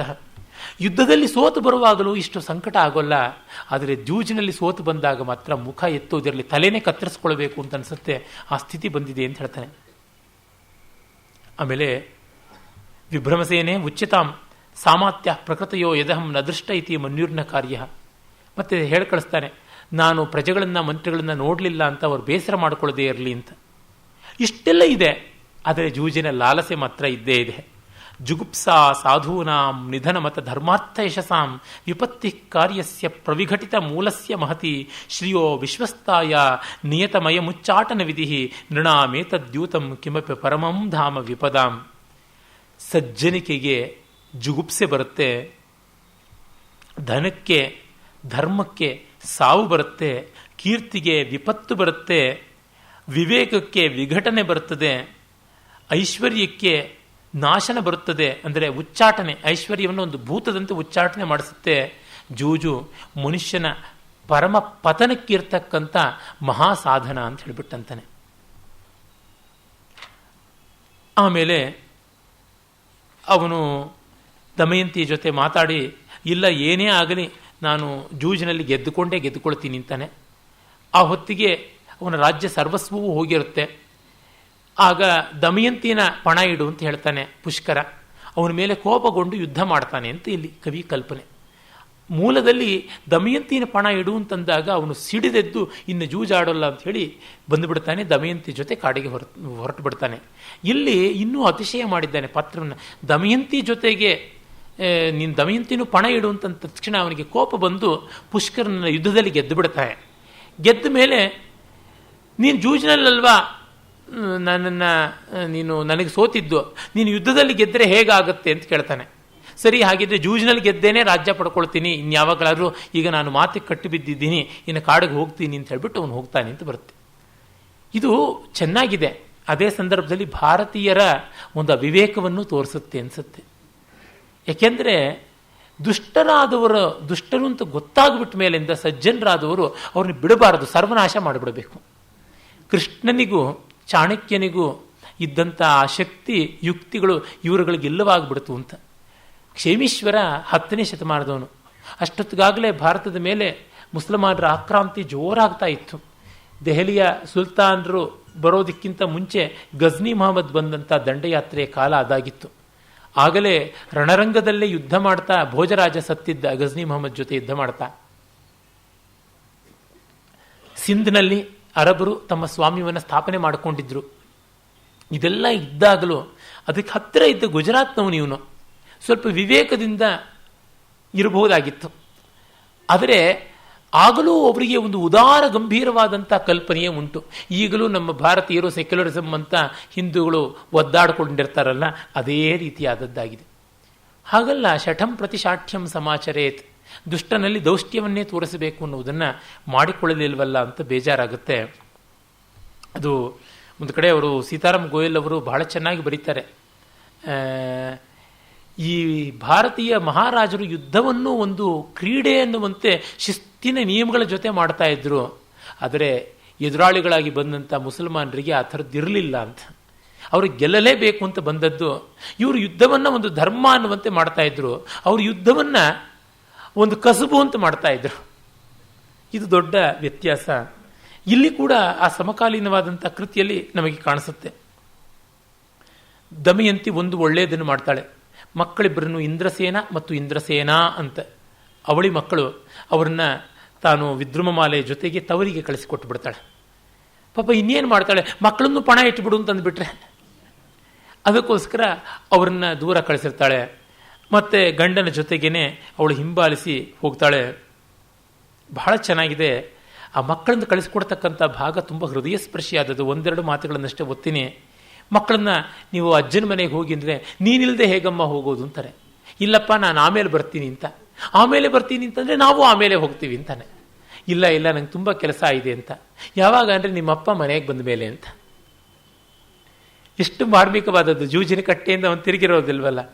ಕಡೆಗೆ ಇವಳು ಗೆಳತಿಗೆ ಹೇಳ್ತಾಳೆ, ಜಾತ ಇವಯೋ ಕೃತೆ ಮಧುರಾಲಾಪ ಕುಶಲಂ ಶುಕಶಾರಿಕಾ ಯುಗಲಂ ಪಂಜರೇ ಕೃತ್ವ ಕುಮಾರ ದಮನೋ ದರ್ಶನೇ ತ್ವರಯತಿ. ನೋಡಿ, ನಿಮಗೆ ಅಲ್ಲಿ ಪ್ರಯಾಣಕ್ಕೆ ಜೊತೆಗಾರರು ಅಂತ ಚೆನ್ನಾಗಿ ಮಾತಾಡ್ತಕ್ಕಂಥ ಗಿಣಿ, ಮೈನ, ಸಾರಿಕೆ ಇವರುಗಳನ್ನೆಲ್ಲ ಇಟ್ಟಿದೆ. ಅದನ್ನು ದಮನ ಅಂತ ಒಬ್ಬ ಕೆಲಸಗಾರರ ಹುಡುಗ ಹಿಡ್ಕೊಂಡಿದ್ದಾನೆ. ನೀವು ಬೇಗ ಹೋಗಿ ಗಾಡಿ ಹತ್ತಿ ಅಂತ. ಓ ಹೌದಾ, ತುಂಬ ಸಂತೋಷ. ಅವೀ ಸಚ್ಚಂ ತಾ ಲಹು ಗಚ್ಚಮ್ಮ. ಹೌದಾ, ಇದು ನಿಜವಾಗ್ಲೂ ಸತ್ವ, ನಾವು ಬೇಗ ಓಡ್ತೀವಿ. ಇದು ನಿಜ ಸತ್ಯ ಅಂತಾದರೆ ನಾವು ತಕ್ಷಣ ಓಡ್ತೀವಿ ಅಂತ. ಮಕ್ಕಳಿಗೆ ಅದೇ ತಾನೆ. ಅಲ್ಲಿ ಏನೋ ಇದೆ ಆಟದ ಸಾಮಾನು ಅಂತಂದರೆ ಹೊರಟೋಗ್ಬಿಡ್ತಾರೆ. ಹಾಗೆ ಹೊರಡುವಂಥದ್ದು ಕವಿ ತುಂಬ ಸೊಗಸಾಗಿ ಅದನ್ನು ಮಾನವ ಸ್ವಭಾವವನ್ನು ಗಮನಿಸಿ ಮಾಡಿದ್ದಾನೆ. ಆಗ ಅವಳು ವಿದ್ರುಮಮಾಲೆ ಅಳತಾಳೆ, ನೀನೇ ಮಕ್ಕಳನ್ನ ನಿನ್ನ ಕೈಯಿಂದ ದೂರ ಮಾಡ್ಕೊಳ್ತಿದೀಯಲ್ಲ ಅಂತ. ಏನು ಮಾಡೋದು, ಶಾಶ್ವತವಾಗಿ ದೂರ ಆಗಬಾರ್ದು ಅಂದರೆ ಈ ವಿಯೋಗಕ್ಕೆ ಸಿದ್ಧ ಇರಬೇಕು. ಹಂಜೇನ ಯುಕ್ತಂ ತವ ಪ್ರಸ್ಥಾನ ಕಾಲೇ ರೋದಿತು, ಗೆಳತಿ ಪ್ರಯಾಣ ಮಾಡುವಾಗ ಅಳಬಾರ್ದು, ಕಣ್ಣೊರೆಸ್ಕೊಂಡು ಧೈರ್ಯವಾಗಿ ಹೋಗು ಅಂತ ಹೇಳಿಬಿಟ್ಟಿದ್ರು ಕಳಿಸಿಕೊಡ್ತಾಳೆ. ಆಮೇಲೆ ಎಲ್ಲವನ್ನ ಕಳ್ಕೊಂಡು ಆ ಪುಷ್ಕರನ ಜೊತೆಗೆ ಈ ಜೂಜಿನಲ್ಲಿ ತಾನು ಗೆದ್ದಿಲ್ಲ ಅನ್ನುವ ಮಾತನ್ನೇ ಇಟ್ಟುಕೊಂಡು ಕಾಡಿಗೆ ಹೊರಡ್ತೀನಿ ಅಂತ ನಳ ಬರ್ತಾನೆ. ಬಂದು ಅವರಿಬ್ಬರೂ ಕೂಡ ಕಾಡಿಗೆ ಹೊರಡ್ತಾರೆ. ಅದು ಬಹಳ ಮಾರ್ಮಿಕವಾಗಿದೆ. ಅದೇ ಸಂದರ್ಭಕ್ಕೆ ಪುಷ್ಕರ ಬಂದು ಇವರಿಬ್ಬರೂ ಕೂಡ ಊರಿನಲ್ಲಿ ಒಂದು ಕ್ಷಣವೂ ಇರಬಾರದು ಮತ್ತು ಇವರಿಗೆ ಯಾರಾದರೂ ನೀರು ನೆರಳು ಅನ್ನ ಕೊಟ್ಟರೆ ಅವರನ್ನು ದಂಡಿಸ್ತೀನಿ ಎನ್ನುವ ಶಾಸನವನ್ನು ಹೊರಡಿಸ್ತಾನೆ. ಅದು ಬಹಳ ಘೋರವಾದದ್ದು. ಅದನ್ನು ಕೇಳಿಕೊಂಡು ಊರಿನ ಜನರು ಅಸಹಾಯಕರಾಗ್ಬಿಡ್ತಾರೆ. ಈ ಹೊತ್ತಿಗೆ ಆ ಸಾರಥಿ ವಾರ್ಷ್ಣೇಯ ಅಂತ ಬಹಳ ನಂಬಿಕಸ್ಥನಾದ ಸಾರಥಿ, ಅವನೇ ಮಕ್ಕಳನ್ನ ತಲುಪಿಸಿರ್ತಾನೆ ಕುಂಡನಪುರಕ್ಕೆ. ಅವನು ವಾಪಸ್ ಬರ್ತಾನೆ.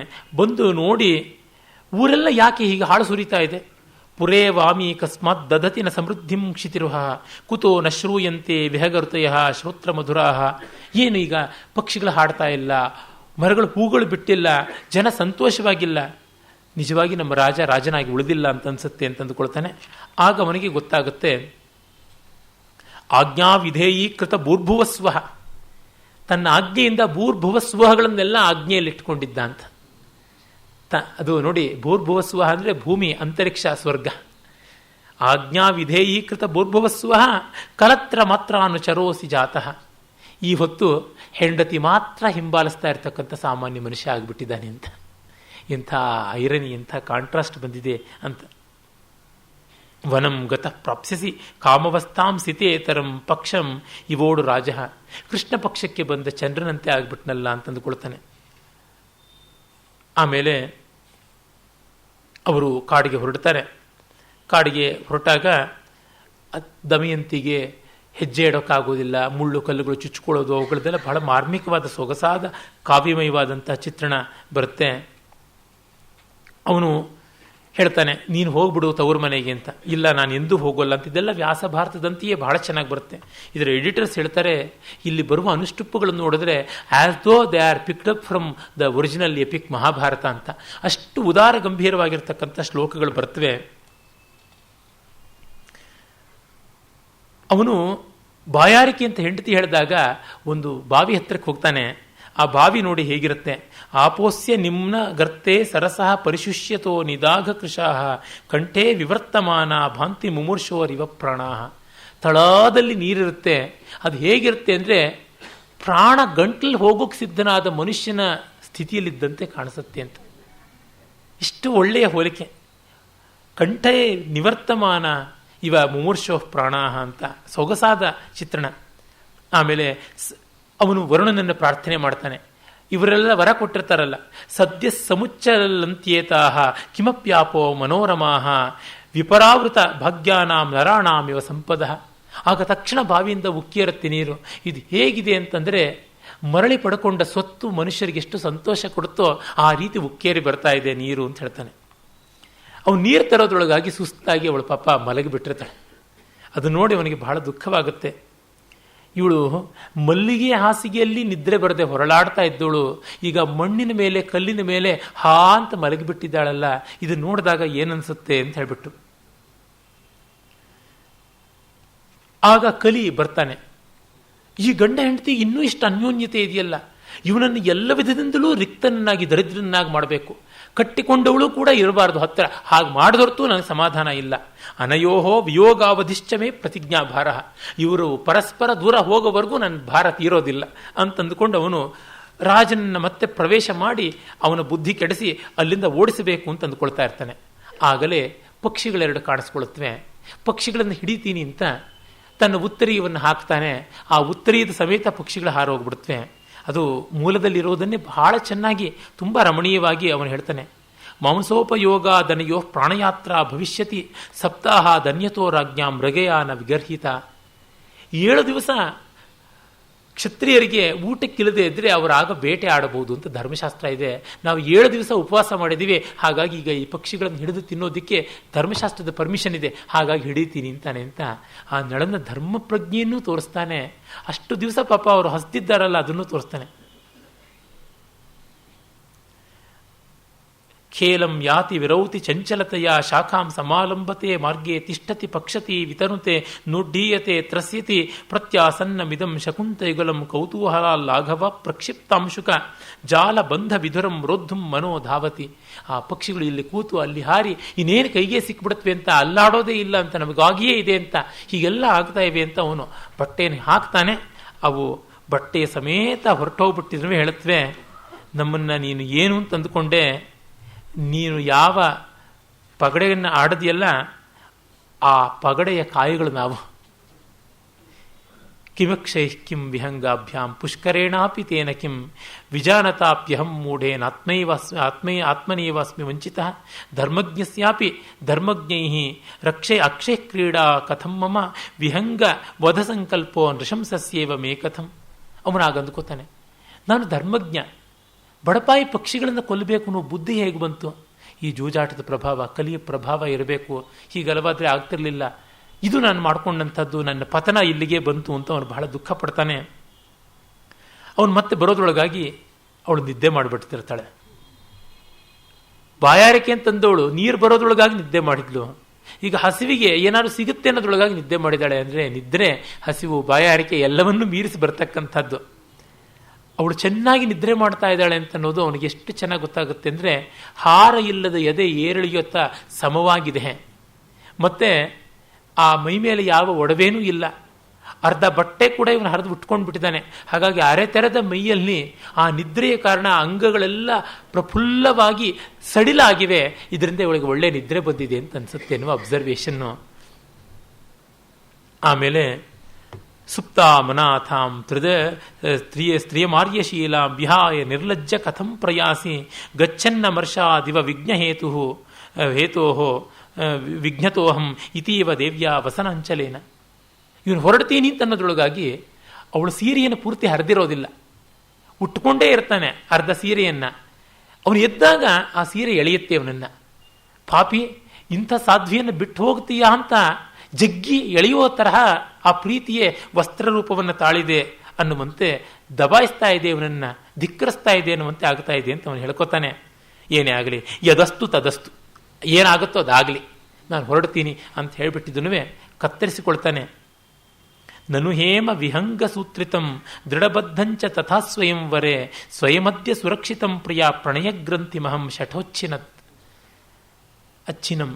ಅವನು ಹೇಳ್ತಾನೆ, ಬಂಗಾರದ ಆ ರಾಜಹಂಸಗಳು ನಮ್ಮ ಸ್ನೇಹವನ್ನು ಬೆಸೆದವು, ಸ್ವಯಂವರ ಅದನ್ನು ಗಟ್ಟಿ ಮಾಡಿತು, ಬದುಕಿನ ಕಷ್ಟ ನಷ್ಟಗಳು ಮತ್ತಷ್ಟು ದೃಢೀಕರಿಸ್ತು, ಈಗ ಅವನ್ನೆಲ್ಲವನ್ನು ನನ್ನ ಅವಿವೇಕ ತುಂಡು ಮಾಡ್ತಾ ಇದೆ ಅಂತ ಹೇಳಿ ಹಸಗೇರಿಯನ್ನು ಹರಿದು ಎದ್ದು ಹೋಗ್ತಾನೆ.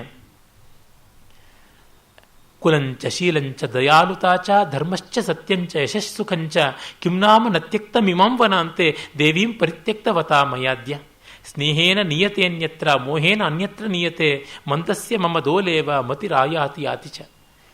ಕುಲ, ಶೀಲ, ದಯೆ, ಧರ್ಮ, ಸತ್ಯ, ಕೀರ್ತಿ, ಸುಖ ಯಾವುದನ್ನು ಬಿಡಲಿಲ್ಲ ಕಾಡಲ್ಲಿ. ಇವಳೊಬ್ಬಳನ್ನು ಬಿಟ್ಟಿದ್ರಿಂದ ಎಲ್ಲವನ್ನೂ ಬಿಟ್ಟಂತೆ ಆಯಿತು ಅಂತ ಅವನು ಹೇಳ್ತಾನೆ. ಆಮೇಲೆ ಒಂದು ಕಡೆ ಸ್ನೇಹದಿಂದ ಇವಳ ಕಡೆಗೆ ಬರ್ತಾ ಇದೆ, ಮತ್ತೆ ಮೋಹದಿಂದ ಇವಳು ನಾನು ಇಲ್ಲದೇ ಇದ್ರಾದರೂ ತವ್ರ ಮನೆಗೆ ಹೋಗ್ತಾಳೆ ಅನ್ನೋ ಮೋಹದಿಂದ ನಾನು ದೂರ ಹೋಗಬೇಕು ಅಂತ. ಹೀಗೆ ಮನಸ್ಸು ಉಯ್ಯಾಲೆಯಂತೆ ಆಂದೋಲನ ಮಾಡ್ತಾ ಇದೆ ಅಂತ ಅಂದ್ಕೊಂಡು ಹೋಗ್ತಾನೆ.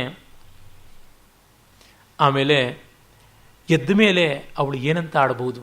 ಕಿಂ ವಕ್ಷತಿಂದು ವದನ ಪರಿಹಾಯ ನಿದ್ರಾಂ ನೇತ್ರೋತ್ಪಲೆ ಪ್ರತಿದಿಶಂ ತರಲೆ ಕ್ಷಿಪಂತಿ ಭ್ರಾಮ್ಯತ್ಯದೇಶ ಕುಶಲ ವಿಪಿನಾಂತರಾಲೆ ಕಿಂವಾ ಕರಿಷ್ಯತಿ ಮಯ ರಹಿತಾದ್ಯ ಭೀರುಹು. ಎದ್ದ ಮೇಲೆ, ನಿದ್ರೆ ಬಿಟ್ಟು ಎದ್ದ ಮೇಲೆ ಕಣ್ಣೆರಳಿಸಿ ದಿಕ್ಕು ದಿಕ್ಕಿಗೂ ನೋಡಿ ಏನಂತ ಕೂಗುತ್ತಾಳೆ, ಏನಂತ ಗೋಳಾಡ್ತಾಳೆ, ಈ ಕಾಡಿನಲ್ಲಿ ಏನೂ ಗೊತ್ತಿಲ್ಲದಿದ್ದವಳು ಹೇಗೆ ಒದ್ದಾಡ್ತಾಳೆ, ನನಗೇನೂ ಗೊತ್ತಾಗ್ತಾ ಇಲ್ವಲ್ಲ ಅಂತಂದುಕೊಂಡು, ಏನೇ ಆಗಲಿ ನಾನಂತೂ ಹೊರಡಲೇಬೇಕು ಅಂತಾನೆ. ಆಗ ಕಾಳ್ಗಿಚ್ಚು, ಆ ಕಾಳ್ಗಿಚ್ಚು ಕಾಣಿಸ್ಕೊಳ್ಳುತ್ತೆ, ಇಡೀ ಕಾಡೇ ಓಡಾಡ್ತಾ ಇರುವಂತೆ ತೋರುತ್ತೆ ಅಂತ ಅವನು ಹೇಳ್ತಾನೆ. ಆ ಕಾಡು ಮೃಗಗಳೆಲ್ಲ ಓಡಾಡ್ತಾ ಇದ್ದಾಗ ಅಲ್ಲಿ ಕಾರ್ಕೋಟಕ ಕಂಡು ಅವನನ್ನು ರಕ್ಷಿಸೋದಕ್ಕೆ ಹೋಗಿ ಅವನ ಕೈಯಲ್ಲಿ ಕಚ್ಚಿಸ್ಕೊಳ್ತಾನೆ. ಕಾರ್ಕೋಟಕನಿಗೆ ಶಾಪ ಹೋಗುತ್ತೆ. ಆ ಒಳಗಿರುವ ಕಲಿಯನ್ನು ಹಿಂಸೆ ಮಾಡೋದಕ್ಕಾಗಿ ಅವನು ಕಚ್ಚಿರ್ತಾನೆ. ಮತ್ತೆ ನಮ್ಮ ಕನಕದಾಸ ಹೇಳ್ತಾರಲ್ಲ, ಲೋಕ ನಿನ್ನನ್ನು ಗುರುತಿಸದಿರಲಿ ಅಂತಂದುಬಿಟ್ಟು ಏರಿಸಿದೆ ಗರಳವನು ಅಂತ. ಹಾಗೆ ಅದೊಂದು ಅನುಗ್ರಹವಾಗಿ ಅವನಿಗೆ ಬಾಹುಕತ್ವ ಕುರೂಪ ಬರುತ್ತೆ. ಆಗ ಕರ್ಕೋಟಕ ಹೇಳ್ತಾನೆ, ನಿರ್ಮೋಕಮಿವ ಸಂತ್ಯಜ್ಯ ಜೀರ್ಣಾಂ ತನುಮಿಮಾಮಹಂ ದಿವ್ಯಾನುಭಾವ ಗಮನಂ ಸದ್ಯಸ್ವಂ ರೂಪಮಸ್ಥಿತ. ನಾನು ಶಾಪಗ್ರಸ್ತನಾಗಿದ್ದೆ, ನಳ ಬಂದು ಉದ್ಧಾರ ಮಾಡಬೇಕಾಗಿತ್ತು, ಆ ಶಾಪದ ರೂಪವನ್ನು ಪೊರೆ ಕಳಚುವಾಗ ಕಳಚಿಬಿಟ್ಟೆ ಅಂತ. ಹಾವಿನ ಬಾಯಲ್ಲಿ ಸಹಜವಾದ ಹೋಲಿಕೆ ತುಂಬ ಸೊಗಸಾಗಿರ್ತಕ್ಕಂಥದ್ದು. ಆಮೇಲೆ ಅವನು ಈ ಕುರೂಪವು ತನ್ನ ಪಾಲಿಗೆ ಸ್ವರೂಪವಾಯಿತು, ಏಕೆಂದರೆ ಲೋಕ ತನ್ನನ್ನು ಕಾಣದೇ ಇರುವಂತೆ ಆಯಿತು ಅಂತ ಅವನು ಹೊರಡ್ತಾನೆ. ಇಲ್ಲಿ ಆ ರಾಜನಿಗೆ ನಳ ಮಹಾರಾಜನಿಗೆ ಸರ್ಪ ಕಚ್ಚುವಾಗ ಸ್ವಲ್ಪ ನಿನ್ನ ಉತ್ತರೀಯದಲ್ಲಿ ನನ್ನ ಹೊದ್ದಕ್ಕೋ, ನಾನಾಗ ನಿನ್ನ ಆಲಿಂಗಿಸ್ಕೊಳ್ತೀನಿ ಅಂತ ಹೇಳಿ ಆಮೇಲೆ ಅವನ ರೂಪ ಬದಲಾಯಿಸುವಂಥದ್ದು ಬರುತ್ತೆ. ಅದು ಸ್ಟೇಜ್ ಟೆಕ್ನಿಕ್. ಯಾಕೆಂದರೆ ಅವನ ಮೈ ಮೇಲೆ ಪೂರ್ತಿ ಉತ್ತರೀಯ ಹಾಕಿ ಕಚ್ಚಿದಾಗ ಮತ್ತೆ ತೆಗೆಯೋದ್ರೊಳಗಾಗ ಅವನು ವಿರೂಪ ಆಗಿರುತ್ತಲ್ಲ, ಅದಕ್ಕೆ ವೇಷ ಬದಲಾಯಿಸಿದ್ದನ್ನು ತೋರಿಸ್ಬೇಕಲ್ಲ. ಸಾಮಾನ್ಯವಾಗಿ ಯಕ್ಷಗಾನದಲ್ಲಿ ಒಬ್ಬೊಬ್ಬರು ಒಂದೊಂದು ವೇಷ ಮಾಡ್ತಾ ಇದ್ರು. ಮುಂಚೆ ನಳ ಒಬ್ಬ, ಬಾಹುಕ ಒಬ್ಬ ಮಾಡ್ತಾ ಇದ್ರು, ಈಚೆಗೆ ಎಲ್ಲ ಒಬ್ಬರೇ ಮಾಡುವಂಥದ್ದಾಯಿತು. ವಿಶೇಷತಃ ಶಂಭು ಹೆಗಡೆಯವರಿಂದ ಅದೆಲ್ಲ ವಿಶೇಷವಾಗಿ ಬಳಕೆಗೆ ಬಂತು. ಹಾಗೆ ಎಕ್ಸ್ಚೇಂಜ್ ಆಫ್ ರೋಲ್ಸ್ ಮಾಡ್ಕೊಳ್ಳೋದಕ್ಕೆ ಈ ಥರ ಟೆಕ್ನಿಕ್ಸು ಅಲ್ಲಿ ಮಾಡ್ತಾ ಇದ್ರು ಅಂತ ನಮಗೆ ಗೊತ್ತಾಗುತ್ತೆ. ಹೀಗೆ 5ನೇ ಅಂಕ ಮುಗಿಯುತ್ತೆ. 6ನೇ ಅಂಕ ಋತುಪರ್ಣನ ಆಸ್ಥಾನದಲ್ಲಿ ನಡೆಯುತ್ತೆ. ಇದು ಕವಿಯ ಪ್ರತಿಭೆಯಿಂದ ಆದದ್ದು. ದಮಯಂತಿ ಕಷ್ಟಪಟ್ಟು ಎಲ್ಲೆಲ್ಲೋ ಒದ್ದಾಡಿಕೊಂಡು ಅವಳು ಬರ್ತಾಳೆ. ಅದನ್ನೆಲ್ಲ ನಾಟಕದೊಳಗಿನ ನಾಟಕವಾಗಿ ಕವಿ ಹೇಳ್ತಾನೆ. ಅದು ತುಂಬ ವಿಶೇಷವಾದದ್ದು. ಇಲ್ಲಿ ಇದೇ ಅದರ ಹೃದಯ ಅಂತ ಅನ್ಬಹುದಾದದ್ದು. ಅದೆಲ್ಲ ನಮಗೆ ಆಮೇಲೆ ಗೊತ್ತಾಗುತ್ತೆ. ದಮಯಂತಿಗೆ ಬಾಹುಕ ಅಂತ ಒಬ್ಬ ಇದ್ದಾನೆ, ಅವನು ನಳನ ಭಾವನೆಗಳನ್ನು ಇಟ್ಕೊಂಡು ಅವನು ರೂಪ ಅಲ್ಲದಿದ್ದರೂ ಅವನು ಗುಣದಲ್ಲಿ ನಳನಂತೆ ಇದ್ದಾನೆ ಅಂತ ಗೊತ್ತಾಗಿ ಒಂದು ಡ್ರಾಮಾ ಕಂಪನಿನಲ್ಲಿ ಕಳಿಸ್ತಾಳೆ. ಆ ಡ್ರಾಮಾ ಏನು ಮಾಡೋದು ಅಂತಂದರೆ, ದಮಯಂತಿಯನ್ನು ನಳ ಬಿಟ್ಟಾಗಲಿಂದ ಅವಳು ಒದ್ದಾಡಿಕೊಂಡು ಹೇಗೆ ಗೋಳಾಡಿದ್ಲು ಅನ್ನೋದನ್ನೇ ತೋರಿಸ್ತಕ್ಕಂಥದ್ದಾಗಿರುತ್ತೆ. ಅದು ಆ ನಾಟಕದ ಒಂದು ವಿಶೇಷವಾದಂಥ ಹೆಸರಾಗಿರುತ್ತೆ. ಹಾಗಾಗಿ ಆ ನಾಟಕವನ್ನು ಇಲ್ಲಿ ಮಾಡುವುದು. ಒಬ್ಬ ನಟಿ ದಮಯಂತಿಯ ವೇಷ ಹಾಕ್ಕೊಂಡು ಬರ್ತಾಳೆ.